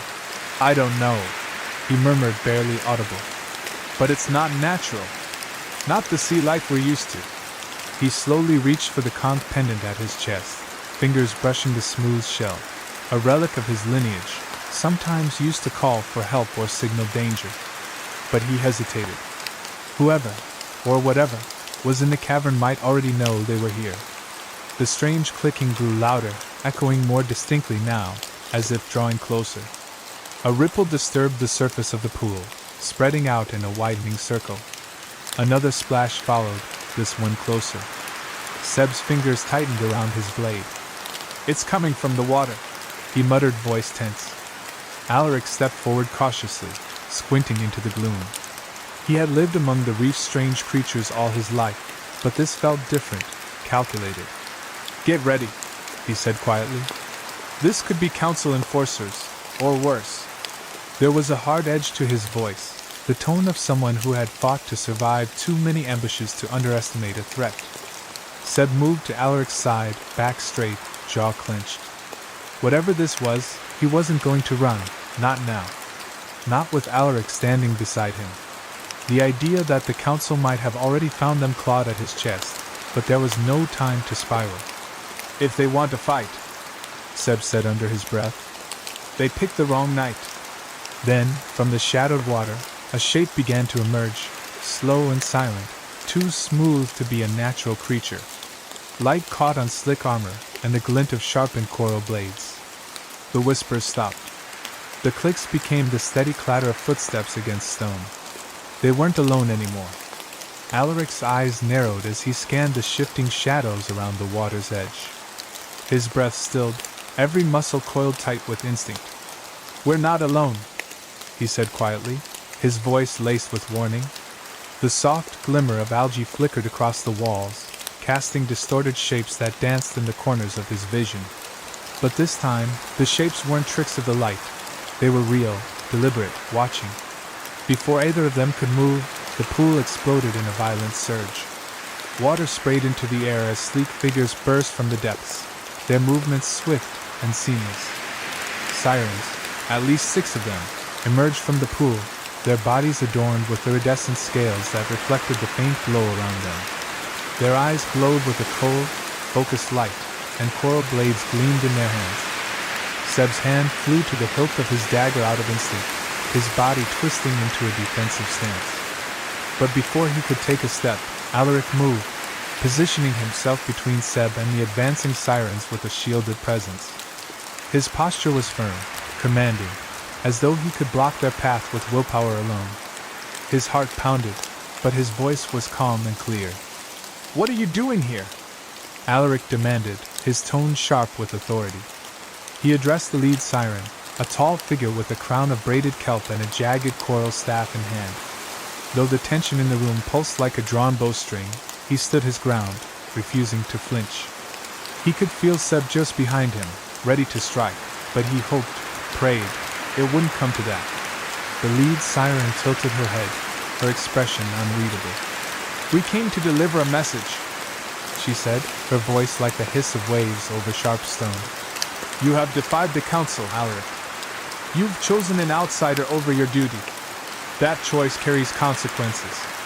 Seb stiffened behind him, biting back the urge to step forward and confront them himself. He knew this wasn't his world, it was Alaric's, and Alaric had earned the right to speak for them both. Still, his grip tightened around the dagger's handle, the weight of it suddenly heavier than ever. Alaric didn't falter. I've made my choice, he said plainly, and I won't apologize for it. Seb has done nothing to deserve your wrath. If your message is a threat, save your breath. We're not running. The siren's eyes narrowed slightly, her gaze flicking to Seb. Your loyalty blinds you. This human has brought discord to our realm. The council believes his presence is a danger we cannot ignore. We were sent to ensure you understand that, and to deliver a warning. Seb stepped forward now, unwilling to stay silent. Then deliver it, he said evenly, his voice calm but edged like steel. Because if you came here expecting fear, you'll be disappointed. We're not going anywhere. And we're not backing down. There was a beat of silence. Then the lead siren raised her staff, and the others stepped back slightly, not retreating, but giving space. Then prepare yourselves, she said coldly. The next time we come, it will not be to speak. With that, the sirens slipped back into the pool, disappearing beneath the surface in a swirl of silver and shadow, leaving only ripples, and the unshakable promise of conflict, to linger in the cave. The leader of the group, a tall siren whose dark green scales shimmered like seaweed in moonlight, stepped forward with imperious confidence. Her eyes locked on Alaric with disdain, and her voice curled with venom. You've gone too far, Alaric. Consorting with a human, defying the council, you've brought shame to us all. The accusation echoed through the cavern, sharp and cutting, like a current meant to drag him under. Seb's grip tightened on his dagger, the tension in his muscles coiling like a drawn bow. He took a step forward, putting himself squarely between Alaric and the siren commander. His voice was steady, controlled, but each word rang with a challenge. If you've got a problem with me, let's settle it. Leave Alaric out of this. He met the siren's gaze without flinching, daring her to strike first. The siren leader's expression darkened, her eyes narrowing into slits of sea glass green. This isn't just about you, pirate. It's about the prophecy, the danger you bring to our kind. We can't allow it. Her voice dropped to a low growl, and the sirens behind her shifted slightly, bristling like predators ready to strike. The threat was unspoken but undeniable. Alaric stepped forward now, his voice sharp and fierce. You twist the prophecy to suit your fear. There's nothing in it that condemns Seb. You know that. His tone held no room for argument, only truth. But even as he spoke, he knew truth was rarely enough to sway those who'd already made up their minds. The lead siren's jaw clenched, her webbed fingers curling around her coral staff. We don't fear him. We fear what he brings. Death follows humans like the tide, and you've invited it into our sanctuary. She glanced at Seb with open hostility. It's not just the council who sees it. Many among our people do. Seb took another step forward, ignoring the coldness in her eyes. I didn't come here to destroy anything. I didn't even know your world existed until fate pulled me into it. But I won't apologize for caring about him. He nodded toward Alaric. And I sure as hell won't stand by while you threaten him because of your superstitions. There was a pause, the silence stretching taut like a line drawn in sand. The tension between the two groups was palpable, brittle, and on the verge of snapping. The siren leader studied Seb, perhaps searching for weakness, for hesitation. But there was none. Only resolve. Alaric's voice broke through the stillness, quieter now but no less firm. If you strike him, you strike me. And if the council exiles me for it, so be it. I won't abandon him. His words didn't tremble, and his stance beside Seb made his position clear, unmovable. The siren leader's lip curled, but she didn't advance. Instead, she gave a short, sharp gesture, and the others began to withdraw. You've made your choice, she said coolly. But know this, If the prophecy comes to pass, the blood spilled will be on your hands." Then, with a final glare, she turned and vanished into the depths, her followers melting into the water like ghosts. Alaric's jaw clenched tightly as the weight of the moment settled on his shoulders. "The prophecy is misunderstood," he shouted, his voice echoing off the wet cavern walls. "It doesn't mean what you think it does. It was never a warning against change. It was a call to rise, to adapt. You've twisted its meaning into fear." His words were impassioned, desperate to reach through the barrier of hatred standing before him. "Enough!" the leader snarled, her voice sharp and commanding. With a flick of her webbed hand, the other sirens began to move. They spread out across the cavern floor, forming a tightening semicircle of gleaming scales and coiled menace. Their motions were eerily synchronized, like a school of predators closing in for the kill. The flicker of bioluminescent algae cast ghostly light on their expressions, determined, ruthless, unyielding. Seb's instinct screamed before his mind had time to react. His hand shot to the hilt of his dagger, yanking it free as a siren broke from the formation and lunged. Her claws slashed through the air where he had just been standing. He twisted to the side, stumbling on the slick stone as her momentum carried her past. The air was heavy with tension, the scent of salt and blood sharp in his nose. Then all hell broke loose. Sirens surged forward from every side, their war cries echoing in the tight space, turning the cavern into a thunderous chamber of violence. Water erupted around them as bodies clashed and weapons flashed. The sound of claws meeting steel rang out again and again, each strike a pulse of danger in the already churning chaos. Seb moved with the precision of someone who had survived too many battles to count. He ducked a swipe aimed at his throat and drove his dagger into a siren's shoulder, twisting just enough to unbalance her before dancing back. Another came at him from the left, and he pivoted, deflecting her attack with the flat of his blade. His every move was calculated for speed and survival. Alaric fought with a different rhythm, fluid, fierce, and defensive. He didn't strike to maim, only to protect. He used the curve of the cavern to his advantage, pushing sirens back with the hilt of his weapon, sending bursts of water at their feet to make them slip. His eyes never left Seb for long. Every breath he took was steeped in fear, not for himself, but for the man he loved. One of the sirens lunged towards Seb from behind, her claws arcing down like twin blades. Alaric reacted on instinct, throwing himself between them. The claws raked across his side, but he didn't falter. He shoved the attacker away and turned back to Seb, panting. "Stay close to me." Seb's eyes widened at the sight of blood. "You're hurt," he yelled, parrying another strike as he stepped back to back with Alaric. "Damn it, Alaric, I told you." "I'm fine," Alaric growled through gritted teeth, wiping his blade against the slick rock. "We can't give them an inch. If we fall here, everything we fought for dies with us." And still, the battle raged on, each moment stretching like eternity. The sirens fought with zeal, but the bond between Seb and Alaric was like steel, unbreakable, forged in fire and held together by something stronger than fear. It wasn't prophecy or power that gave them strength. It was each other. Alaric moved like a force of nature, born from the sea's fury and grace. His trident swept through the water with deadly accuracy, catching one siren across the chest while twisting just in time to block another's assault. Every motion was precise, trained through years of defending his people, and now, for defending the man beside him. As another siren lunged towards Seb's unprotected side, Alaric stepped in, intercepting the blow with a sharp clash of steel. "Stay close to me," he shouted, eyes locked on the next threat. Seb let out a frustrated breath, sidestepping just as a siren's claws sliced through where he had been. "You're not the boss of me, Alaric," he shouted back, his dagger slashing across an attacker's arm before twisting to follow Alaric's path. His tone was snarky, but the fear and focus in his eyes betrayed the truth. He wasn't going anywhere without Alaric. He kept close, his movements sharp, unpredictable, and undeniably effective. The cavern rang with the sound of weapons clashing and the hissing fury of sirens enraged. The underwater currents, disturbed by the chaos, churned with silt and shadows.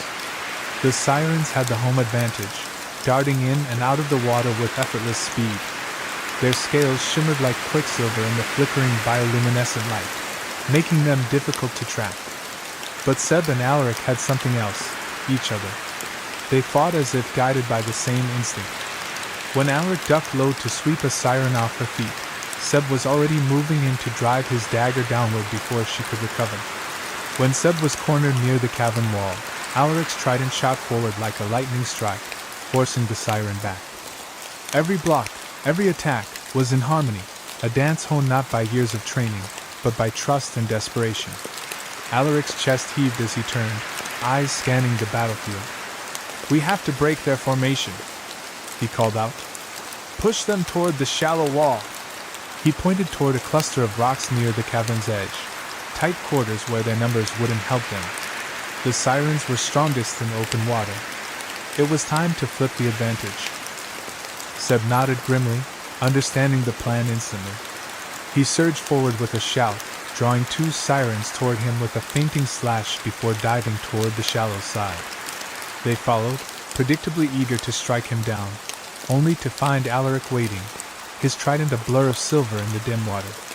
With nowhere to retreat, the sirens were forced into close combat, their fluid movements restricted by the narrowing space.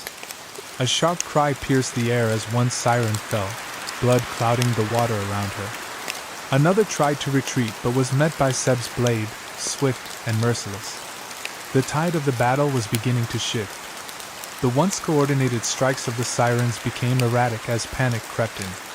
They hadn't expected resistance like this. They hadn't expected unity. "Don't let up!" Alaric shouted, his voice raw with effort. His arm burned from the weight of his weapon, from the relentless pace of the fight, but he didn't falter. He could feel Seb at his side, solid and fierce, and that gave him strength. They fought for more than just survival. They fought for each other, for their right to exist beyond the expectations of others. As the remaining sirens faltered, their leader let out a sharp, guttural command, calling for retreat. The surviving warriors began to slip back into the deeper waters, their angry cries fading into the dark. Alaric and Seb stood at the center of the cavern, breathless and bloodied, but still standing, still together. Seb's heart raced as he finally managed to throw one of the sirens off balance, the force of his shove sending the attacker careening backward into the pool. He stood there for a brief, fleeting moment, his chest heaving as he watched the siren sink beneath the surface with a gurgling hiss. The small victory should have been satisfying, but before Seb could even allow himself a breath, another siren came at him with blistering speed, tackling him to the ground with crushing force. His breath whooshed out of his lungs, and the weight of his attacker pinned him down, leaving him gasping for air. The siren's claws scraped across his chest as they struggled for control, their sharp talons leaving shallow but painful marks. Seb's mind raced, panic threatening to overtake him as he fought to free himself. His hands grappled for leverage, but his movements were sluggish, his body aching from the earlier blows. The siren above him growled, their lips curling into a malicious grin as they pressed harder. But Seb wasn't done yet. Gritting his teeth, he gathered all the strength he could muster, driving his knee into the siren's stomach with all the force he had left. The siren's grip loosened for just a moment as they gasped in pain, and that was all Seb needed. With a primal roar, he shoved the attacker off him, scrambling to his feet in a blur of motion. His heart pounded in his chest, adrenaline surging through his veins. He was still unsteady, his body bruised and battered, but he couldn't afford to waste another second. He needed to help Alaric. Seb's eyes darted across the cavern, locking on Alaric immediately. His heart dropped into his stomach when he saw his lover surrounded, his back to the stone wall as he fended off 3 assailants. Alaric's trident spun with practiced precision, a deadly blur of silver in the dim light, but even he couldn't hold his ground forever. Seb could see the strain in his eyes, the way his movements had slowed from exhaustion and the relentless assault of the sirens. The weight of the battle was clearly wearing him down. "Alaric!" Seb's voice rang out sharply, a mix of worry and desperation. He knew they couldn't afford to fight separately any longer. They had to work as one, or they wouldn't survive this. Seb's hands tightened around his dagger, a familiar surge of determination flooding him. He couldn't let his friend, or lover, fall, not like this. Not when they had come so far. With a burst of energy, Seb charged toward Alaric, dodging a group of sirens who tried to intercept him. He knew that his best chance of getting through was to keep the momentum on his side, to strike quickly before they could regroup. His heart pounded in his ears, drowning out everything else, and his focus sharpened. He wouldn't let Alaric face this alone. Not now. Not ever. The sirens noticed him coming, their eyes flashing with menace. One lunged toward him with claws bared, but Seb was quicker, ducking beneath the attack and slashing his dagger upward. The blade cut through the siren's arm with a satisfying hiss, and they shrieked in pain before retreating. Another attempted to circle around him, but Seb was already moving, sidestepping and stabbing with lethal precision. Each strike was a desperate attempt to even the odds, to push them back long enough for Alaric to regain his footing. Alaric's gaze met his across the battlefield, and for a brief moment, they shared a silent understanding. They didn't need words. The trust between them was unspoken but absolute. Alaric's movements became more fluid as Seb fought his way closer, their synergy returning. The trident twirled with deadly grace, knocking aside another siren strike as Seb dove in to help. They were a force, a united front, pushing back the attackers one by one. With Seb now at his side, Alaric's confidence surged. They cut through the sirens like a storm, their coordinated movements overwhelming the enemies who were still reeling from their earlier defeat. The tide had shifted. They could feel it. The sirens faltered, their attacks growing weaker as their leaders' influence dwindled. It wasn't over yet, but victory was within reach. And for the first time in this battle, Seb allowed himself a breath, even as he moved to strike again. "Damn it!" Seb muttered under his breath, his frustration rising as he saw Alaric in danger. He couldn't stand by and watch any longer. The sirens were closing in on him, their movements swift and deadly. Without a second thought, he charged forward, his dagger gripped tightly in his hand. The blade flashed in the dim light of the cavern, cutting through the air with deadly precision as he drove the attackers back. The sound of metal meeting flesh was drowned by the splashing of water, the chaotic clash of combat echoing off the walls. Every swing of his blade was a desperate attempt to even the odds, to push the sirens back and give Alaric a chance to breathe. The leader of the sirens, the one who had been directing the attack with cruel efficiency, snarled as he locked eyes with Seb. There was a cold malice in his gaze, an intense hatred that sent a chill down Seb's spine. The siren's mouth curled into a sneer, revealing sharp teeth, and his voice dripped with venom. "You should have stayed out of this, human," he growled, his words laced with contempt. "You don't belong here." The leader's eyes flickered with disdain, as if the very idea of a human challenging them was laughable. He stepped forward, clearly prepared to eliminate this pesky threat once and for all. Seb's heart beat heavily in his chest, his breath coming in sharp, uneven gasps as he squared off against the siren. Despite the weight of the situation, he couldn't suppress the smirk that tugged at the corner of his lips. His grip on his dagger tightened, and with a fluid motion, he twirled it in his hand, the blade catching the light as he moved. "Funny, I was just about to say the same to you," he replied, his voice steady despite the danger. The playful defiance in his words was a stark contrast to the grim reality surrounding them. Seb knew that, even in this moment, he had to keep his wits sharp, his mind focused. One slip up, and it could be over. The siren leader hissed in frustration, his lips pulling back from his teeth in a cruel grin. With a flick of his wrist, he commanded his followers to close in around Seb, forcing him into a tight corner. The air seemed to grow heavier with each passing second, the weight of the siren's combined presence pressing down on Seb like a physical force. But despite the growing sense of danger, Seb remained undeterred. His heart raced, but his mind was clear, calculating each move, anticipating their attacks. He wouldn't back down. Not now. Not when Alaric's safety was on the line. Seb danced through the strikes with the agility of a seasoned fighter, his blade a blur as it cut through the water. The sirens were fast, but Seb had learned to move with a speed and fluidity that matched their own. He ducked under one attack, sidestepped another, and struck out with lethal precision, cutting through the air. The cavern around him seemed to disappear in the heat of the battle. All that mattered was the fight. With every movement, every strike, he could feel the balance of power shifting, the sirens faltering, just a little. Alaric fought alongside him, his trident flashing in the dim light, a fierce protector even in the chaos. Seb caught sight of him in the corner of his eye, his heart swelling with a mix of gratitude and something deeper, more primal. Together, they made a formidable team. They weren't just fighting for survival, they were fighting for each other. Seb's movements became more synchronized with Alaric's, as though they had become an extension of one another. Every time Seb dodged an attack, Alaric was there, his trident blocking the next blow, and vice versa. The bond they shared was clear in their every move, their silent communication making them nearly unstoppable. The siren leader's frustration deepened as Seb continued to evade his attacks. With a snarl, the leader lunged forward, his claws aiming for Seb's throat, but Seb was faster.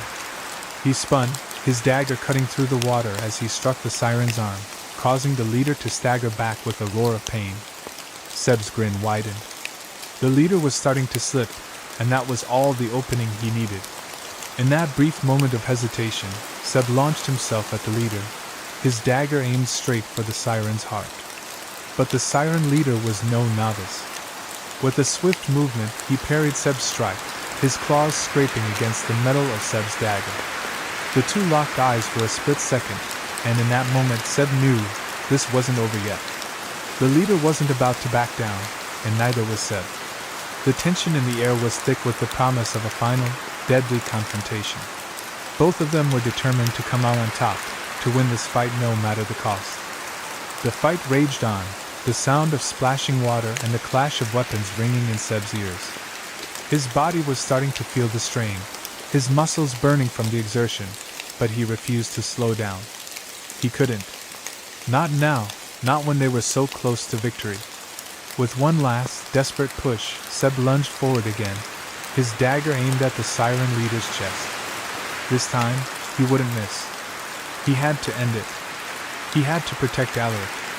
The siren leader's lunge was swift, a blur of motion that sent a shockwave of adrenaline coursing through Seb's veins.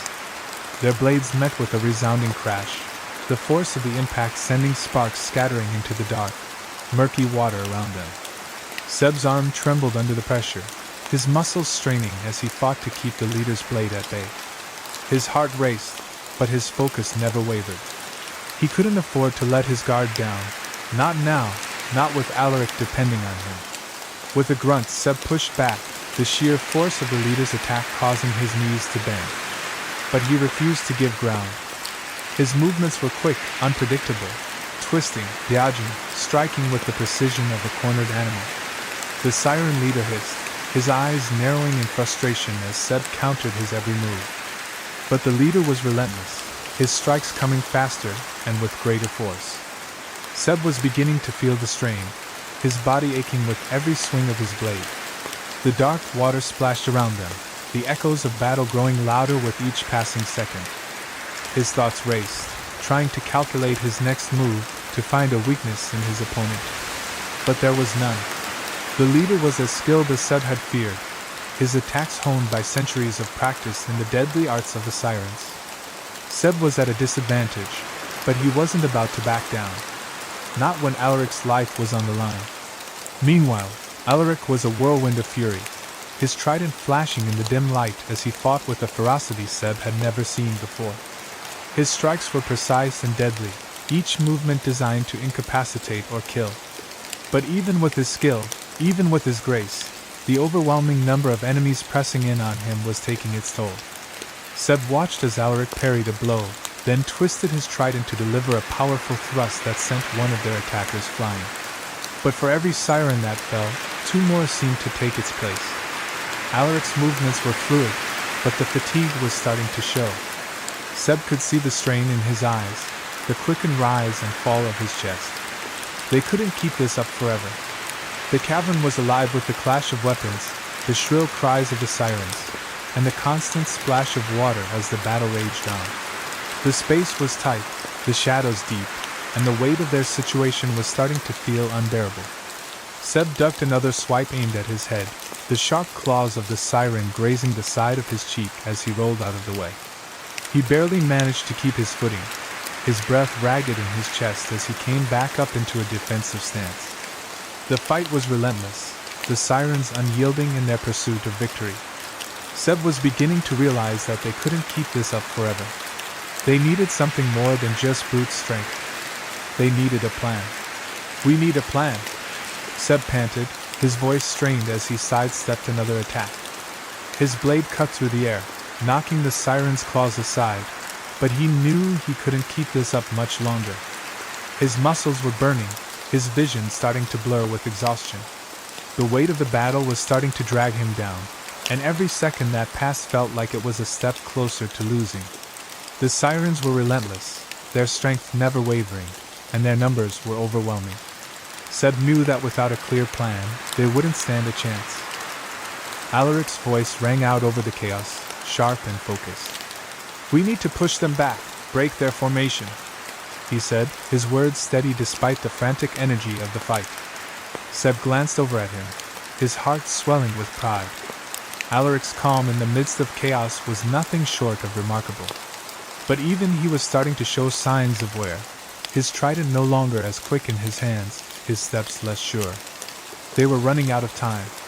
The sirens were pressing harder now, sensing the weakness in their opponents, and Seb knew they had to act fast before the tide turned completely against them.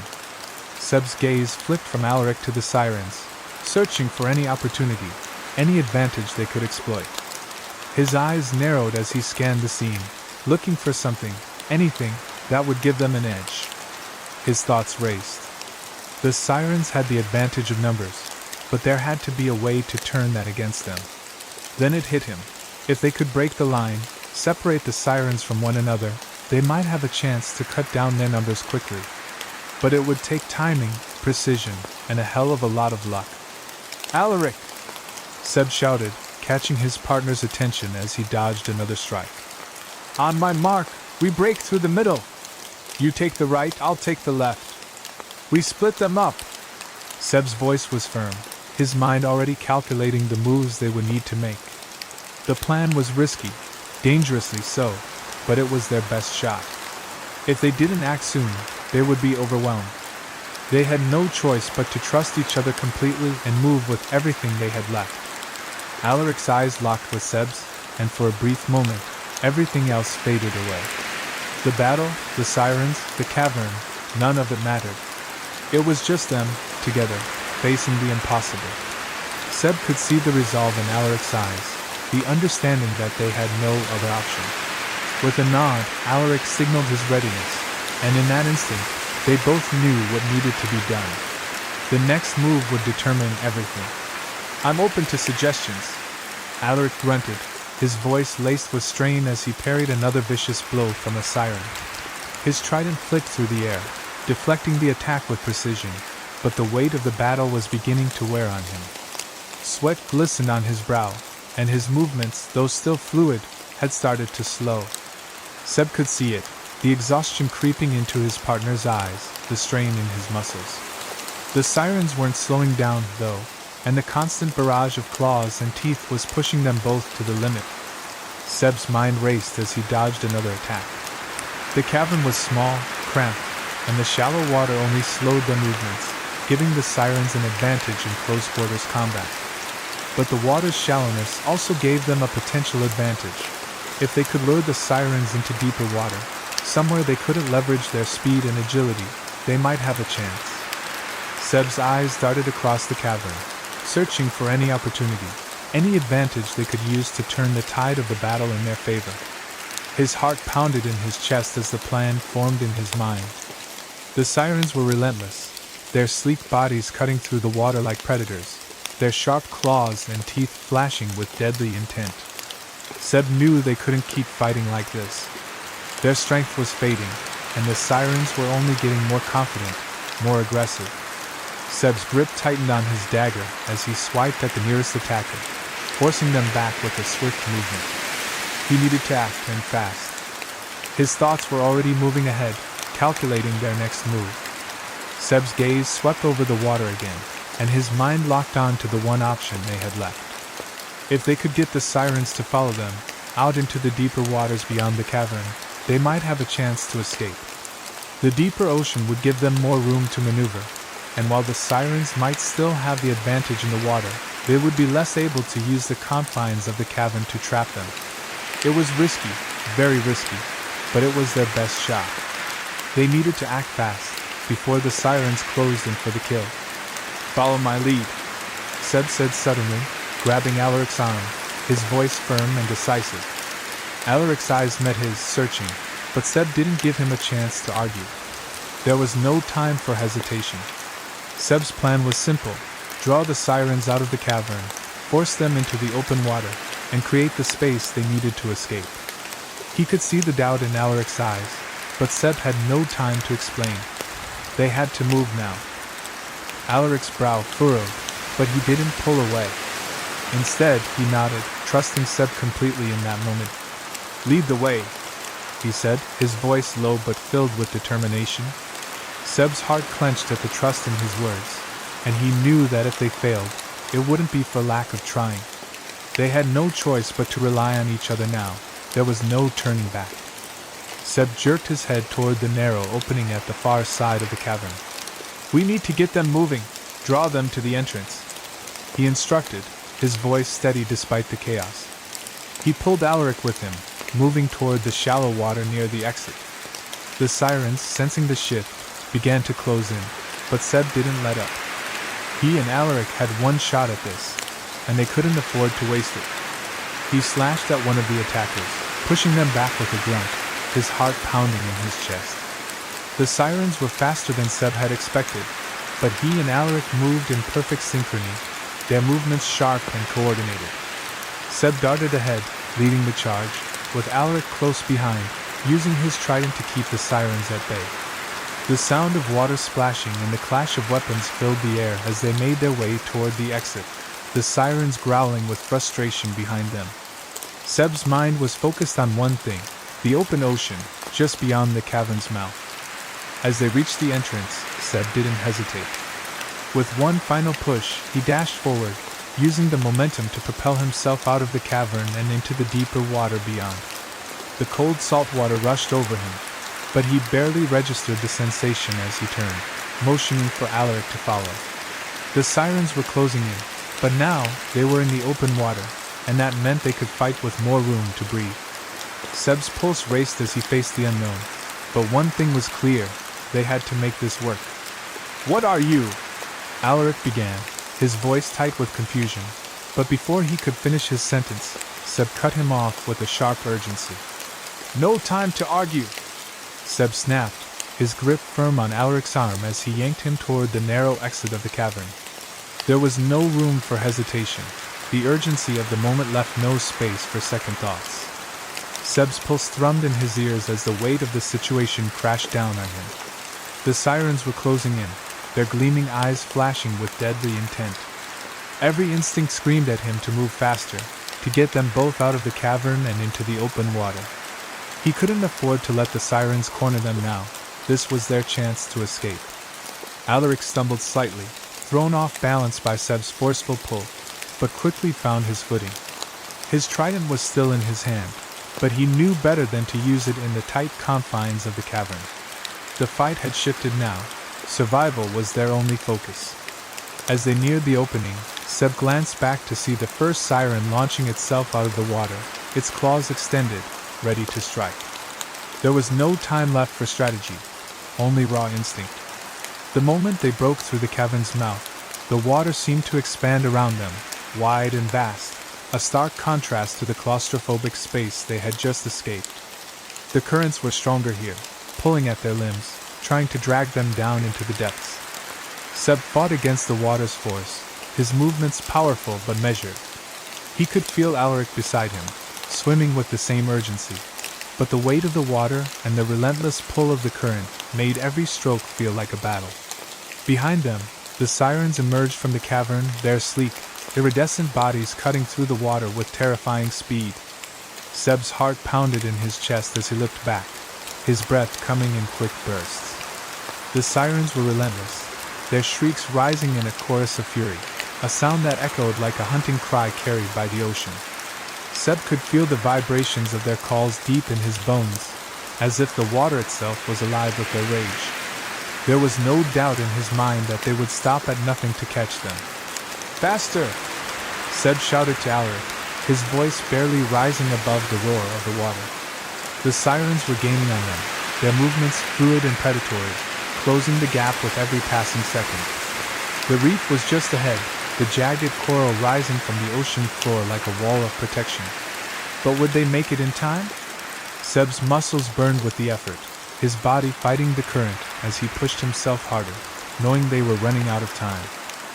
Alaric's breathing was ragged beside him, but he kept pace, his powerful strokes cutting through the water with ease. Seb glanced over and saw the determination in Alaric's eyes. He was in this fight, too, just as committed, just as determined to survive. They had fought side by side through too much for Alaric to give up now. Seb could feel the weight of that bond, their connection driving him forward, lending him strength when he thought he might not be able to push any further. The siren shrieks echoed louder now, the sound vibrating through the water like an undercurrent of malice. Seb's heart raced in his chest, his thoughts a blur of urgency and adrenaline. He didn't dare look back again. All his focus was on the reef, on the sanctuary that would give them a fighting chance. If they could just make it to the shelter of the coral, they might be able to turn the tables. But the sirens were relentless, their hunger for vengeance never faltering. Seb could feel them drawing closer. As they neared the reef, the water around them became more turbulent, the current shifting with the approach of the jagged coral formations. Seb could feel the change in the water, the slight alteration in its flow as the sirens closed the distance. There was no time to waste. They had to make it to the reef now, or all would be lost. With one final burst of energy, Seb surged ahead, his body slicing through the water like a blade. He reached out, grabbing hold of the closest coral, and pulled himself toward the rocky sanctuary, his breath coming in ragged gasps as he fought to climb onto the reef. He didn't look back. He couldn't afford to. Seb's pulse hammered in his chest as he stole a quick glance over his shoulder, the sound of rushing water deafening in his ears. The sirens were closer now, their sleek bodies cutting through the ocean like shadows, their eyes burning with vengeance. "They're gaining on us!" Seb shouted, the panic rising in his throat. His lungs burned with each stroke, the pressure of the chase weighing on him, but there was no time to stop. If they didn't find a way to lose their pursuers, they would be trapped. "Keep going!" Alaric's voice was sharp, filled with the urgency that mirrored Seb's own. His determination was a solid anchor amidst the rising tide of fear. Seb glanced at him, seeing the same resolve in his eyes. There was no turning back now. They had to make it, whatever the cost. The weight of that thought settled over Seb, but he pushed it aside, focusing on the immediate goal, survival.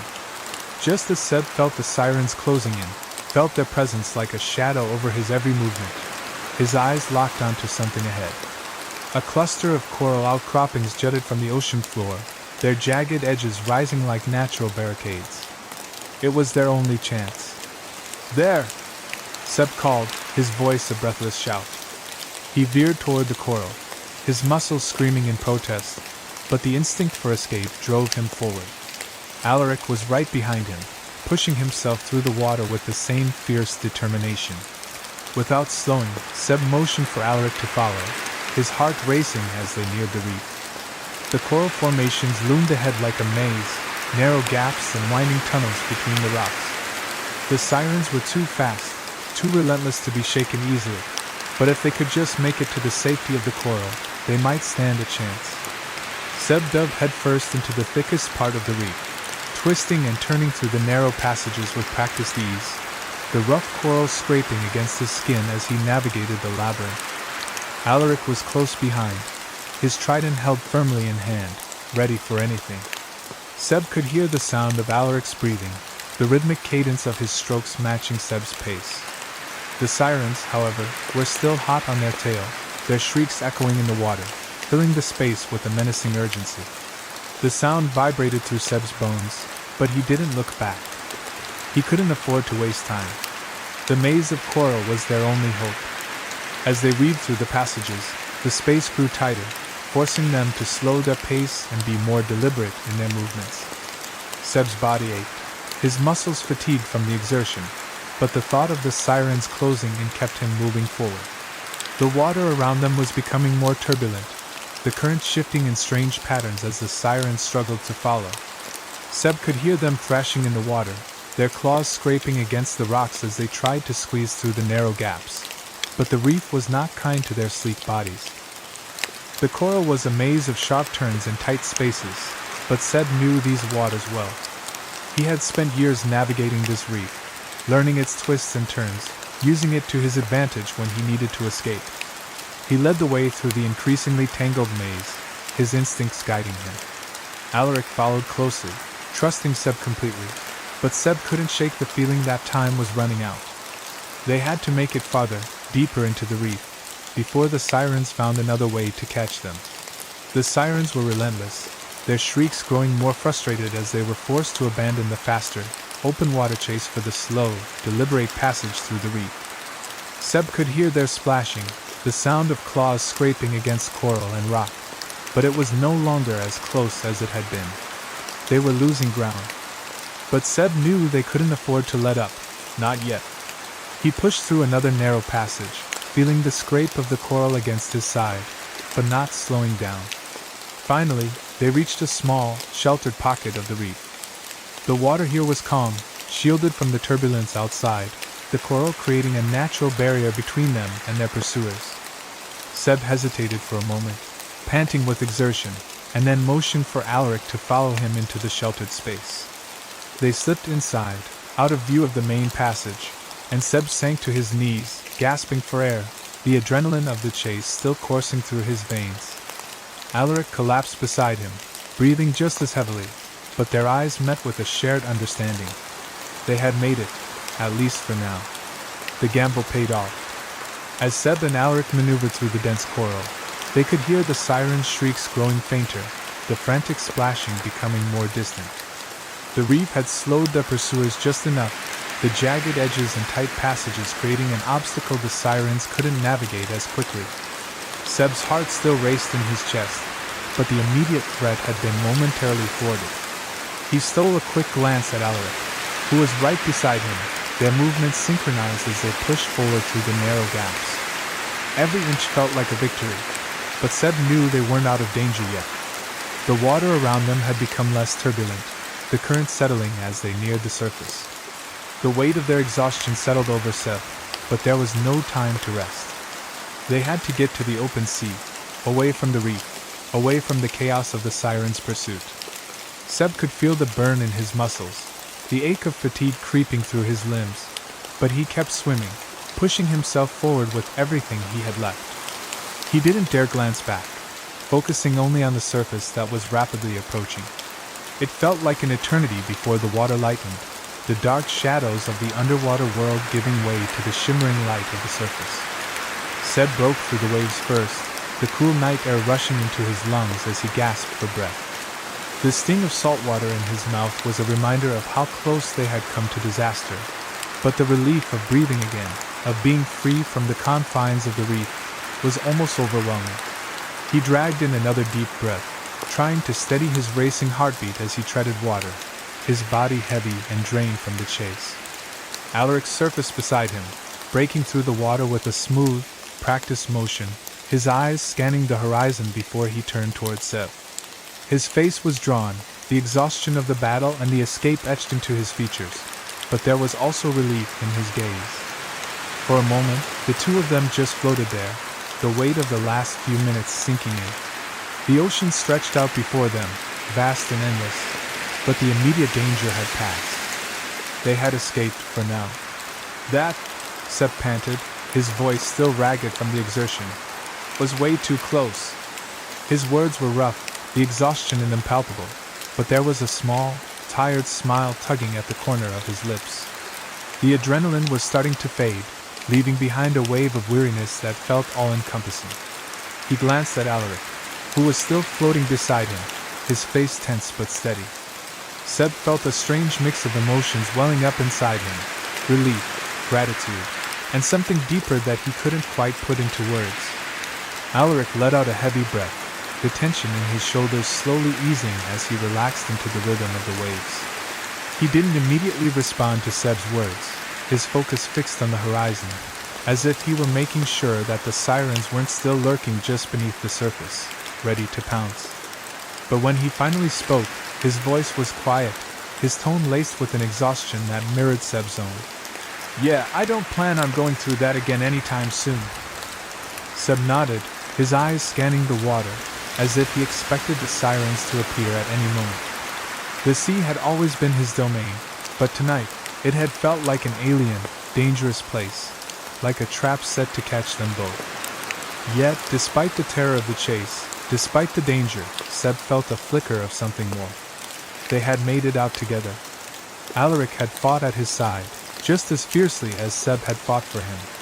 There was something unspoken between them now, a bond forged through the heat of battle and the desperation of survival. "Can't say I'm thrilled about our chances with the council after this," Seb said, the words slipping out before he could stop them. He felt a small pang of frustration.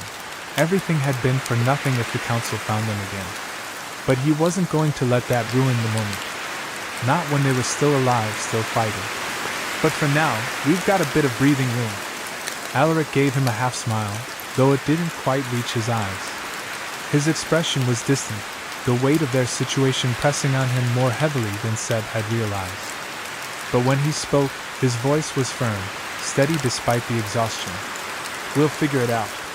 We always do." There was a promise in his words, one that Seb held on to, a glimmer of hope in the face of uncertainty. For a long moment, neither of them said anything. They just floated in the quiet sea, the distant stars shining above them, the vast expanse of water stretching out in every direction. It was easy to forget, for just a second, about the chase, the danger, the prophecy, and everything else. In that stillness, it was just Seb and Alaric together. And for that brief moment, it was enough. Alaric's gaze drifted back toward the underwater realm, his eyes narrowing as he stared into the vast stretch of water below them. There was a heaviness in his expression, a weariness that spoke of battles fought and lost, of a struggle that seemed endless. "They won't stop, Seb," he muttered, his voice low and tinged with a bitterness that Seb had never heard before. "Not until one of us is gone." The words hung in the air, heavy with the truth of the situation. The council, the sirens, they wouldn't relent. There was no room for mercy in their world, no space for anyone who dared defy their authority. Alaric's gaze lingered on the water, as if he could still see the silhouettes of the sirens beneath the waves, their dark forms waiting to strike again. Seb felt the weight of those words settle into his chest, a tight knot of frustration and anger tightening around his heart. He understood the gravity of the situation, knew that every move they made would be watched, every decision scrutinized. But he wasn't about to let Alaric's words break him. He wasn't going to let the sirens win. Not like this. Not when they had fought so hard to be free. His jaw tightened, the muscles in his neck working as he pushed the fear and doubt aside. He met Alaric's gaze, his eyes sharp with determination. "Then we make sure it's not us," he said, his voice firm, unwavering. It wasn't a promise. Seb didn't make promises he couldn't keep.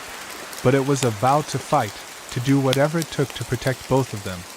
The silence between them stretched, filled only by the soft lapping of waves against their bodies. The open sky above was a sharp contrast to the dark, oppressive depths of the underwater world they had just fled. It was a strange kind of freedom, the air feeling thick with both relief and impending danger. They were no longer underwater, no longer trapped by the walls of the cavern or the weight of the prophecy hanging over them. But even in the wide expanse of the open ocean, they were still very much in danger. The sirens wouldn't stop hunting them, and they knew it. They had defied the council, challenged a system that had held power for centuries. There was no going back now. Alaric shifted beside him, his posture stiff as if the tension in his body hadn't yet dissipated.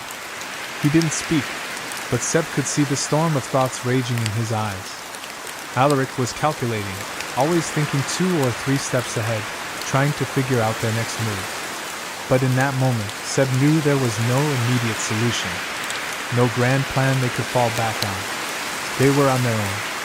And despite the grim situation, Seb found a strange sense of clarity in that. They were together. They were both alive. And that was enough to keep going for now. Seb's eyes flicked to Alaric, taking in the way his chest rose and fell with every breath, the subtle tension in his shoulders, the way his hands flexed at his sides. It was clear that Alaric was exhausted, both physically and mentally, but there was no resignation in him, no surrender. He was a warrior, a protector, and even in the face of everything they had just escaped, he wasn't ready to give up. Seb couldn't help but admire that about him. There was a fire in Alaric that matched his own, a fierce determination to never let the world break him, to never let the world break them. "We can't keep running forever," Seb said, his voice quieter now, the edge of urgency fading into a steady resolve. He didn't want to admit it, didn't want to acknowledge how dire their situation truly was, but the reality was there. Every moment they spent in the open ocean was a moment they were vulnerable. The sirens could find them again. The council could track them down. And when they did, would they be ready? Seb didn't have the answer, but he knew they couldn't afford to sit idly by. Alaric nodded once, his face hardening into a mask of resolve. "No. But for now, we take this one step at a time. We find a place to regroup, gather our strength. We'll figure out our next move." His voice was steadier now, the tension in it giving way to the familiar rhythm of someone who had seen countless battles. "We've survived worse." Seb couldn't help but smile, a fleeting thing that barely lifted the weight from his chest. He wasn't sure if it was the exhaustion, the danger, or the sheer absurdity of their situation that made him feel lighter for just a moment. Alaric was right. They had survived worse. Together, they had fought through challenges that would have broken anyone else. And maybe, just maybe, they could find a way to do it again. But this time, it wouldn't be about surviving, it would be about winning. It would be about finally taking control of their fate, instead of running from it. As the last of the tension eased from Seb's body, he looked out over the open sea, the endless horizon stretching before them. They were free for now. But the question that lingered in the back of his mind was how long they could stay that way. Still, with Alaric beside him, Seb felt a flicker of hope. They were in this together. And for the first time in what felt like forever, Seb knew that they had a chance, against all odds. They weren't alone. And that was enough to keep fighting for. Chapter 30. A Siren's Last Stand. The storm had been building for hours, its dark clouds swelling in the sky like an ominous tide, blocking out the moon and turning the night into an oppressive void. The air itself seemed charged, thick with the promise of rain, as if the world itself held its breath in anticipation. Seb stood at the edge of the cliff, his boots digging into the rocky ground as the wind tore at him, pulling at his hair and his clothes. His eyes remained locked on the turbulent waters below, watching the ripples of the sea churn and crash against the rocks. But it wasn't the storm that kept him there. It wasn't the raw power of the wind or the growing thunder above that had him tense. No, it was what waited beneath the surface, what had been trailing them for days, silent and relentless. He could feel the weight of it in his bones, a sensation that made his pulse quicken. They were being hunted, and the inevitability of it all was beginning to set in. Alaric stood beside him, his posture stiff, his usually calm demeanor cracked, frayed by the pressure of the situation. The siren's dark eyes scanned the horizon, never resting, as if he expected an attack at any moment. Seb could see the tension in his body, the way his shoulders were tight, his movements sharp and deliberate. Alaric had always been in tune with the ocean, his senses attuned to it in a way that Seb couldn't even begin to understand.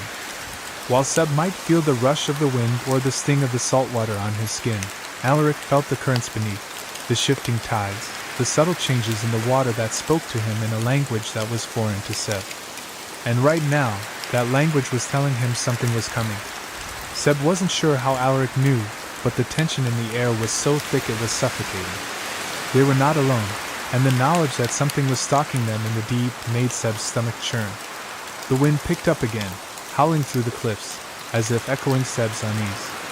Alaric remained silent, his gaze never wavering from the water, as though the ocean was speaking to him, whispering of danger and impending doom. Seb's mind raced, his fingers twitching toward the dagger at his side. He knew that even if they fought with everything they had, there was no guarantee they could win. The sirens were relentless, and the council that controlled them wouldn't let them go without a price. Seb's hand clenched into a fist, nails digging into his palm, but his eyes never left Alaric. They had been fighting for days, dodging, hiding, running. Every corner of the sea felt like it was closing in on them. "They're coming." Alaric's voice cut through the heavy silence, low but steady, his words heavy with the certainty of someone who knew the ocean as intimately as he knew himself. His gaze remained fixed on the horizon, as if he could see through the darkness, through the storm, to the heart of the danger approaching. Seb didn't need to ask who they were. The sirens. The council. The ones who had been tracking them, intent on their capture, on making an example of them. They had defied the council's orders, defied the ancient laws of the sea, and now they were paying the price. The council didn't let traitors go, didn't forgive defiance. And no matter how many times they evaded capture, it was only a matter of time before the storm would close in. Seb turned his head slightly, glancing at Alaric from the corner of his eye. "How do you know?" he asked, his voice rough, trying to mask the growing fear that gnawed at his insides. He wanted to trust Alaric, wanted to believe that there was still a way out of this, a plan that would save them. But with every passing moment, that hope grew thinner. They had been chased across the sea, across the edges of the world itself, and it felt like there was no escape. The sirens would find them. They always did. Alaric didn't look at him, his gaze still fixed on the waves, his body coiled tight as if preparing for the inevitable. "I can feel the currents shifting," he explained, his voice distant, as though he were speaking to himself rather than to Seb. His words were slow, measured, but there was an edge to them that Seb hadn't heard before. "The water tells me things." Seb wanted to ask more, to press Alaric for details, for answers, but the siren was already lost in his thoughts, as if he was listening to something Seb could not. The tides, the waves, the very ocean was alive to Alaric, and right now, it was warning them. "They're gathering," he continued, his voice growing quieter, darker. "The council isn't going to let us go. Not after everything." Seb could hear the unspoken weight of those words. The council wouldn't let them go. They had made too many enemies. They had crossed too many lines. Seb swallowed, the truth of Alaric's words sinking in. He wasn't sure what he had expected, maybe some miracle, maybe some last-minute escape, but he had known, deep down, that this was always going to be the end. There was no way to outrun them forever. The council's reach was far too vast, its power too great. The sirens were relentless, and no matter how many times Seb and Alaric managed to slip away, there was always the lurking sense that they were running out of time, running out of places to hide. Seb's hands trembled slightly as he gripped the edge of the cliff, feeling the cold stone beneath his fingers. It was like standing on the edge of the world, knowing there was no way back. "We've done everything we can," Seb muttered under his breath, though he wasn't sure if he was speaking to Alaric or to himself. "We've run, we've hidden, we've fought. What else is left?" The words tasted bitter on his tongue, a mix of resignation and frustration. They had done everything they could, but it hadn't been enough. And now, the storm was closing in. The sirens would soon be upon them, and there was nowhere left to go. Alaric turned to him then, his expression unreadable, a quiet storm of emotion swirling behind his dark eyes. His jaw tightened, his lips pressed into a thin line. "We fight," he said, his voice unwavering. "We fight until we can't anymore." Seb's breath caught in his throat at the sheer intensity in Alaric's gaze. There was no giving up in the siren, not even now, when the odds seemed so hopeless. He would stand, and he would fight, because that's what Alaric did. That's what they both had to do. They weren't going to surrender. Not now. Not ever. Together, they would face whatever came next. Seb nodded, a sense of resolve settling over him despite the storm clouds gathering above and the darkness creeping below. The sirens were coming. The council was coming. But so long as they had each other, Seb knew one thing: they would keep fighting. And maybe, just maybe, that would be enough. Seb swallowed hard, the taste of salt and fear thick on his tongue. The howling wind buffeted him from all sides, but he barely noticed. His hands clenched into tight fists at his sides, the knuckles white with tension. Every muscle in his body was taut, ready to spring into action if need be. The ache of exhaustion pressed at his limbs, but he pushed it down, focused only on Alaric and the storm brewing between them and the sea. "We can still fight," Seb said, his voice hoarse but steady, forged in defiance. "We fought our way out before." Alaric stood motionless beside him, his eyes fixed on the endless black water.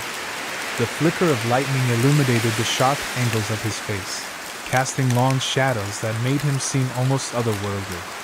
Slowly, he shook his head, his dark hair whipping around his face in the wind.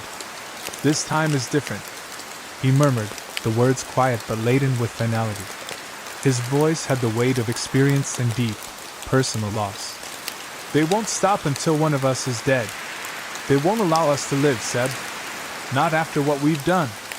Seb stepped forward, closing the space between them with deliberate purpose. The air crackled around them, charged with magic, memory, and the growing storm. "Not if we make them," he said, voice firm and unwavering. "We've faced worse. We've survived things that should have killed us both."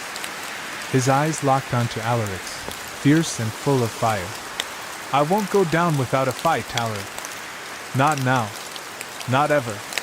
For a moment, silence hung between them, broken only by the wind and distant crash of waves against rock.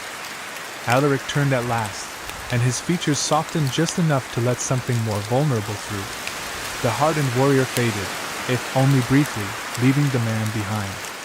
He reached out, his fingers cool and gentle as they brushed against Seb's cheek. The contact sent a ripple of emotion through Seb's chest, pain, fear, and something deeper still. "I've already lost so much," Alaric whispered, his voice breaking with emotion. "My people. My future. Everything I was supposed to protect." His fingers trembled slightly. "I won't lose you too." Seb leaned into the touch, his breath hitching as the storm's fury swirled around them. He reached up, placing his hand over Alaric's, anchoring them both to the present. "You won't," he said, low and intense. "I'm not leaving." The words were simple, but they carried the full weight of his promise. His heart pounded in his chest, not from fear but from conviction. No matter what came next, he would not abandon Alaric, not to fate, not to the sea, not to the damned council. Alaric's eyes searched his face, as though looking for cracks in that resolve, for any sign that Seb might run. But Seb stood firm, his jaw set, his gaze unwavering. There had been too many nights filled with running, too many days spent looking over their shoulders. That ended here. Together they would make their stand, come hell or high tide. The siren's shoulders dropped just a fraction, a tiny release of tension that told Seb his words had sunk in. Still, the weight of fear lingered in Alaric's expression, coiling tight behind his eyes. "If they find us, they won't show mercy," he said softly. "Not to you. Not to me. They'll rip us apart piece by piece, and they'll make us watch." Seb stepped closer until they were almost touching, the wind forcing their bodies to sway slightly in tandem. "Then let them try," he growled. "Let them come for us. I don't care if it's 10 or 100, I'll fight them all." His voice cracked on the edge of fury and desperation. "I'm not afraid to die, Alaric. But I won't die without you beside me. If this is our last stand, then we face it together." For a long, suspended moment, neither of them moved. Then Alaric finally nodded, his hand sliding down to grip Seb's shoulder. There was something like peace in his eyes now, fragile but real.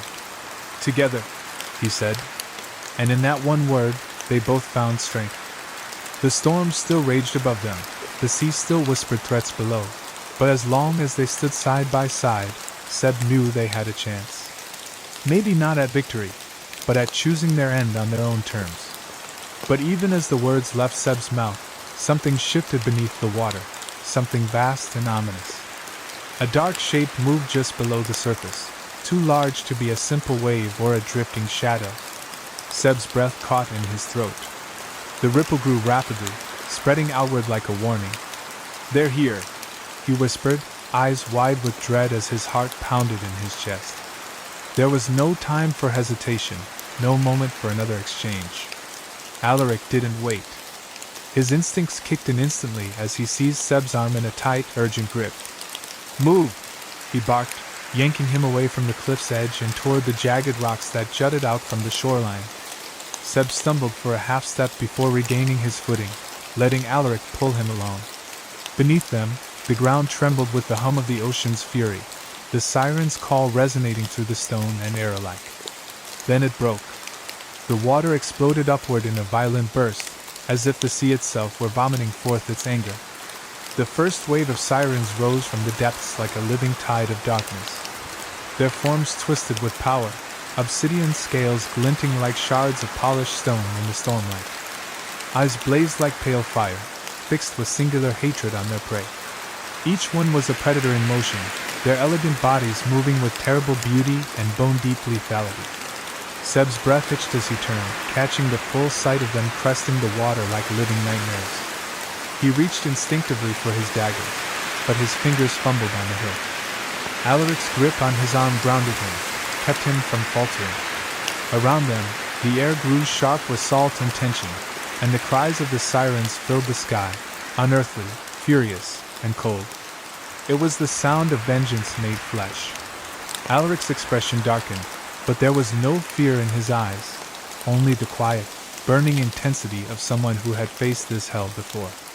He released Seb's arm only to take his hand instead, his calloused fingers twining with Seb's for a single heartbeat. In that simple gesture, a flood of meaning passed between them.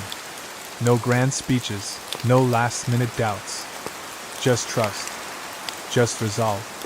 Just love, deep and unspoken. "Stay close to me," he said, voice low and steady. "Don't let them take you." Seb tightened his grip, nodding. There was no bravado now, no biting retorts or reckless smirks.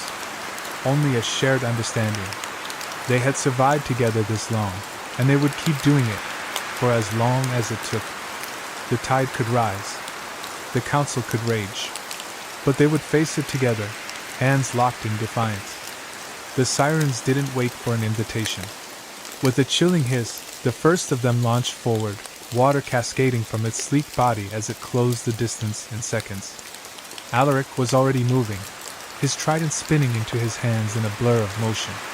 He met the charge head-on, steel clashing against claws, the shockwave sending droplets spraying into the air like blood. Seb ducked low as another siren surged toward him, his blade flashing in the murky light. He met the creature's attack with a grunt, steel biting against scale, the force of the impact driving him back a step. But he didn't falter. He pushed forward, matching the siren's ferocity with his own stubborn fire. Alaric had told him to stay close, and he would, not because he was afraid, but because this was how they fought best, side by side. And around them, the sea roared in fury, the storm howling overhead like the gods themselves had turned their eyes to this final stand. But Seb and Alaric didn't look up. They looked only at each other, at the monsters ahead, and at the path they would carve through this darkness, together. Seb's heart pounded like a war drum in his chest, but he gave a single, firm nod. His grip on Alaric's hand tightened, fingers digging in as if to say, "I'm with you, no matter what comes." Together, they stepped forward into the fray, shoulders brushing as they moved in unison. The sea swirled angrily around them, and the looming confrontation felt like the eye of a storm, calm for only a breath before the chaos swallowed them whole. The sirens circled, a tightening ring of muscle and scale. Their sleek bodies shimmered like wet stone under the fractured moonlight, their gazes sharp and hungry. Then, with no signal but a shriek that curdled the blood, the council's enforcers struck. Alaric was a blur, his trident spinning and slicing with lethal grace. Every movement was practiced, honed through years of survival. But these weren't ordinary sirens, they were elite, handpicked to kill. And they were many. Seb was forced back almost immediately, his daggers meeting claw and fin in a flurry of sparks and blood. His muscles screamed with effort, his instincts sharpened to a razor's edge.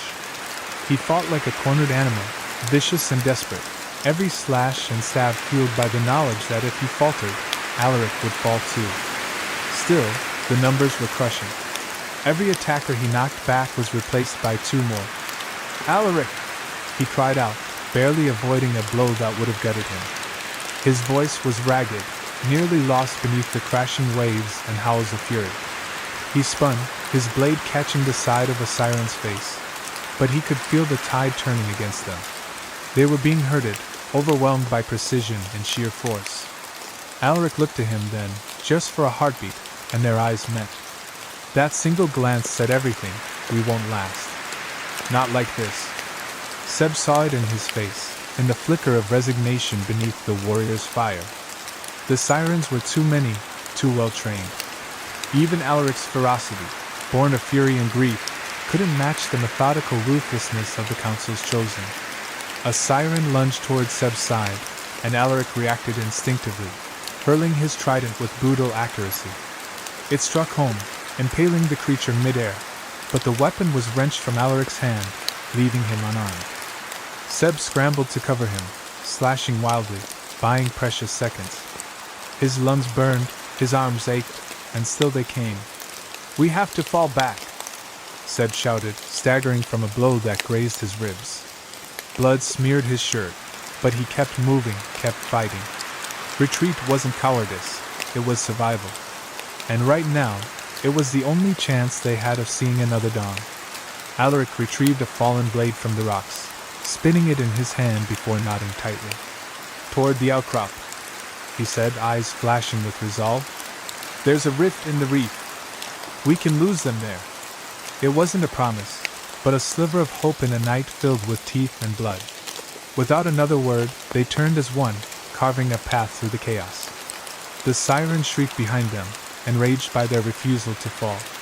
But Seb and Alaric moved together, every step a silent vow: "We survive, or we fall together." Alaric's grip around his trident tightened with purpose, his knuckles widening as he turned to face the sirens surging toward them like a black tide. His shoulders squared, and there was a quiet finality in the way he moved, like a man ready to give everything. "I'll hold them off," he said, his voice low, steady, and resolute. "You need to get to safety, Seb." "Now." Seb's heart clenched at the words, and without thinking, he lunged forward and grabbed Alaric's arm. "No!" he shouted, the word raw with desperation. "We leave together. We fight together!" His voice cracked, not from fear, but from the sheer weight of what Alaric was trying to do, what he was about to sacrifice. But Alaric only shook his head slowly, his jaw set with a grim determination that made Seb's chest ache. "I can't lose you," Alaric said, eyes locked on Seb's. "Not like this. Not when I've just found something worth holding on to." His voice broke on the last word, barely audible over the rising crash of the waves, but the meaning in it was louder than any storm. Then, before Seb could say anything else, Alaric stepped forward. His silhouette stood tall against the rolling sea, the trident loose in one hand, the other raised toward the oncoming enemy. His lips parted, and a strange sound escaped him, an ancient, resonant hum that pulsed through the air like a heartbeat from the deep. The words were foreign, unintelligible, but they stirred something primal in the earth and sea alike. Seb staggered back as the vibration built around them. The ground trembled beneath his feet. The very air seemed to ripple with power. The hum deepened into a chant, and Alaric's voice rang with authority, like the ocean itself had lent him its voice. His dark hair whipped around his face as energy surged outward in invisible waves. And the sea responded. Waves rose in unnatural rhythm, swirling in impossible shapes around the rocky shore. The sirens, for all their fury and confidence, faltered. Their momentum slowed as the water itself turned against them, rising up like a living wall. The ocean no longer welcomed them, it answered only to Alaric.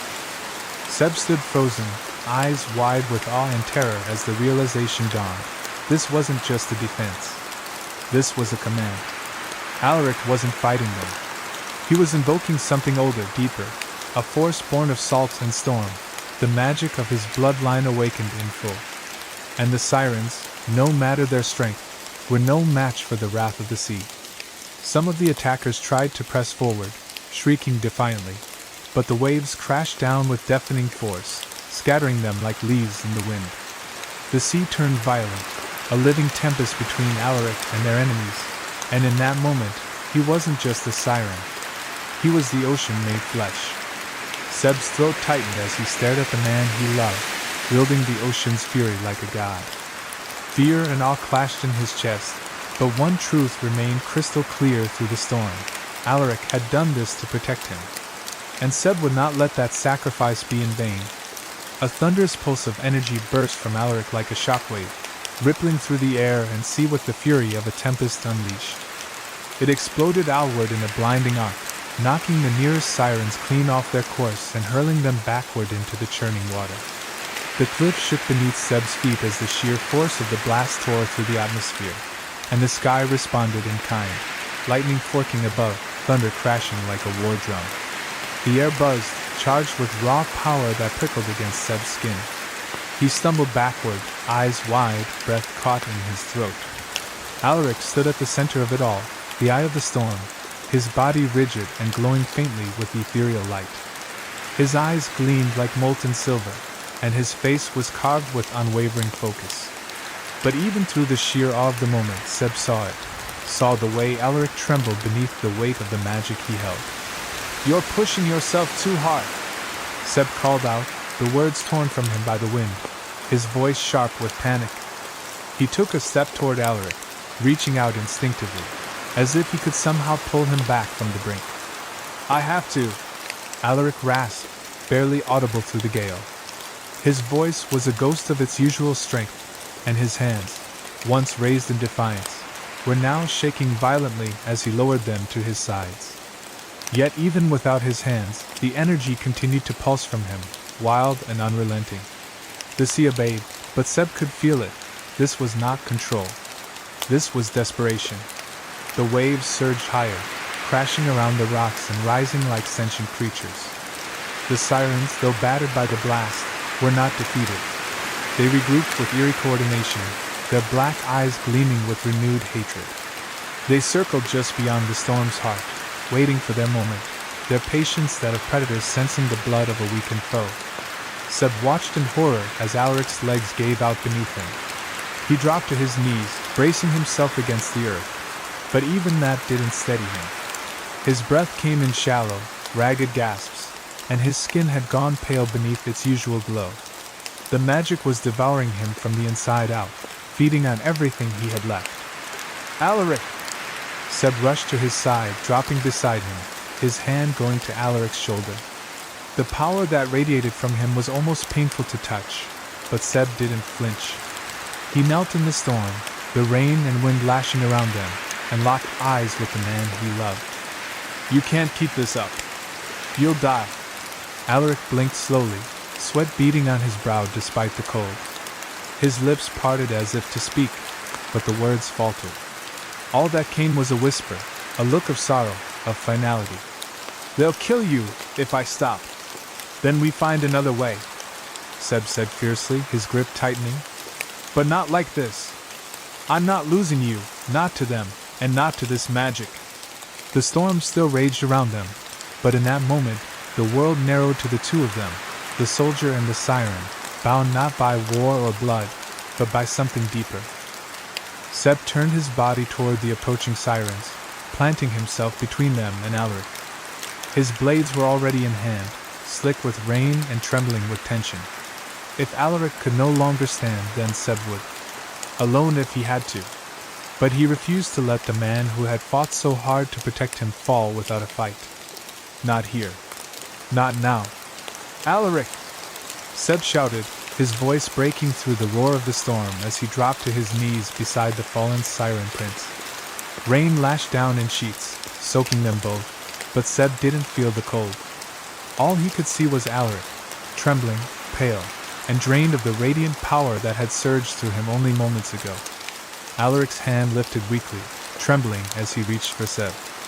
His fingers barely brushed against Seb's arm, the touch featherlight but filled with meaning. "It's the only way," he murmured, each word laced with pain. "I can protect you, protect us." His voice faded with the wind, fragile and broken. Seb's throat clenched, a cry caught behind his teeth. He gripped Alaric's hand tightly, trying to will strength back into him, trying to deny what he knew deep down. "No, Alaric, you can't! Don't you dare give up on me!" His words came in a desperate rush, but he could already feel the heat fading from Alaric's skin, the vibrant energy that had once surrounded him now slipping away like a dying ember.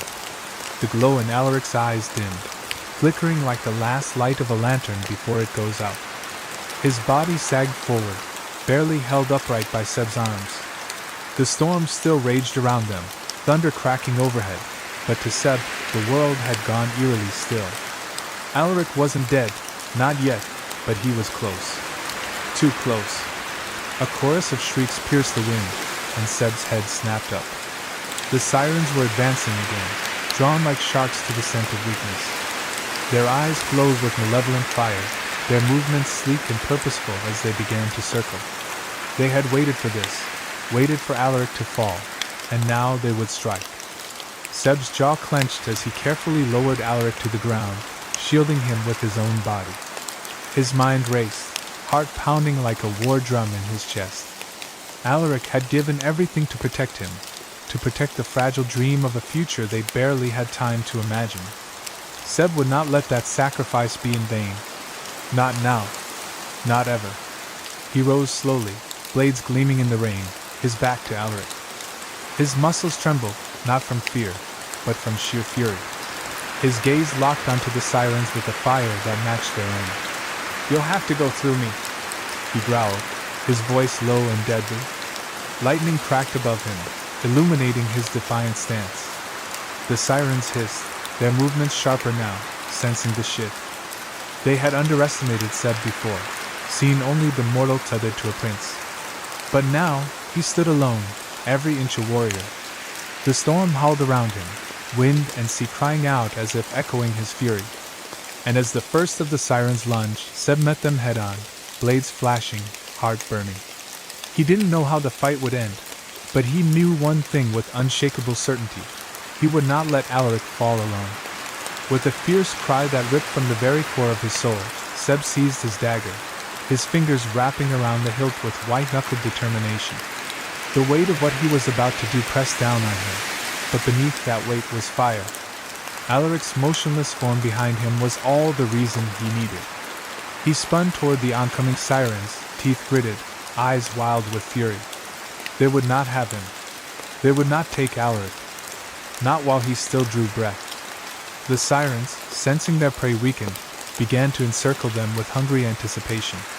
But they faltered, just for a heartbeat, as they registered the shift in Seb's stance. He was no longer the outmatched outsider at Alaric's side. He had become something more. In that pause, that flicker of doubt, Seb charged. He moved like a wave breaking upon the shore, swift and unrelenting, his dagger flashing silver in the stormlight as it met the sleek scales of his enemies. He didn't think, only moved. Each step was instinct, each strike fueled by the fury and desperation of a man protecting not just the one he loved, but the life they had promised each other. He drove back the nearest siren with a slashing arc, twisting to evade another's clawed lunge. Pain lanced down his side, but he didn't stop. He couldn't. The rain mixed with blood, slicking the rocks beneath him, but his footing never wavered. Every cry he loosed was a defiance of fate, every movement a vow that he would not let Alaric's sacrifice be meaningless. His heart thundered with grief and love, with the memory of Alaric's glowing eyes, of his touch, his whispered promises in the quiet between battles. That love bolstered him now, wrapping around him like armor. The magic they had kindled in each other burned in his veins. As he battled, he became aware of it, faint but pulsing. The bond. The tether between him and Alaric, still alive, still humming like a heartbeat just out of reach. It surged through him with every breath, every strike, strengthening his limbs and sharpening his senses. Alaric was still there, weak, fading, but present. That truth filled Seb with a renewed purpose. The sirens regrouped, their formation uncertain. They had come expecting weakness, an easy kill, a fallen prince and his mortal companion. What they found instead was something they couldn't comprehend, a bond stronger than blood, deeper than magic. Seb's defiance became their undoing. Each time they advanced, he met them with unshakable resolve, until even their hunger began to wither beneath his fury. And then, a shift. The remaining sirens hesitated again, their sleek forms quivering, eyes darting between Seb's unyielding stance and Alaric's still body. The tide of their certainty broke. Seb didn't hesitate. He lunged forward with one final, furious cry, blades slicing through the air with perfect precision. His blow connected, and the lead siren fell back, hissing in retreat. That was all it took. Like a school of fish sensing a predator, the others faltered, uncertainty rippling through their ranks. Seb stood tall, chest heaving, his dagger dripping red. Behind him, Alaric stirred faintly, a whisper of breath returning. The sirens saw it, the light refusing to go out, and they broke. They were fractured like glass, and one by one, they turned and slipped beneath the waves. Seb remained standing, every muscle taut, eyes locked on the sea until the last ripple vanished. Only then did he stagger back to Alaric, falling to his knees beside him. Rain poured down around them, but the storm within had quieted, for now. And as Seb gathered Alaric into his arms, trembling with exhaustion and relief, he whispered, "We made it, love. We're still here." Seb dropped to his knees beside Alaric, the adrenaline that had fueled him through the battle now draining from his body all at once. His lungs burned with every breath, his limbs trembling from exhaustion and strain, but none of it mattered as he reached for Alaric. The siren lay crumpled on the jagged rocks, barely moving, his skin pale and slick with seawater. Gently, Seb gathered him into his arms, cradling him like something precious and breakable. "We made it, Alaric," he whispered, his voice raw with emotion. "We made it." Alaric stirred faintly, his eyes fluttering open for the briefest of moments. The glow that had once lit them was dim now, flickering like a dying ember. His body trembled with the aftershock of his magic, every muscle quivering from the effort he had poured into that final, desperate stand. Seb pressed his forehead to Alaric's, trying to anchor him, to keep him there. "Stay with me," he murmured, as though his words alone could will Alaric back to strength. The wind howled around them, tugging at their clothes and hair, but Seb ignored it. The storm had passed, its fury spent, leaving behind only the broken silence of aftermath. Around them, the sea slowly calmed, the waves retreating from the blood-stained shore as though mourning the violence they had borne witness to. Seb's heart clenched painfully as he looked down at the siren in his arms. Alaric had given everything to protect him, to protect both of them, and now he hovered on the edge of collapse. Tears stung Seb's eyes, hot and unrelenting. He couldn't lose him. Not now. Not after everything they had endured. He pressed his lips to Alaric's temple, breathing him in, salt sea, and something uniquely his. "You're not done yet," he said fiercely, more to the universe than to Alaric. "You hear me? We've come too far. We've bled too much."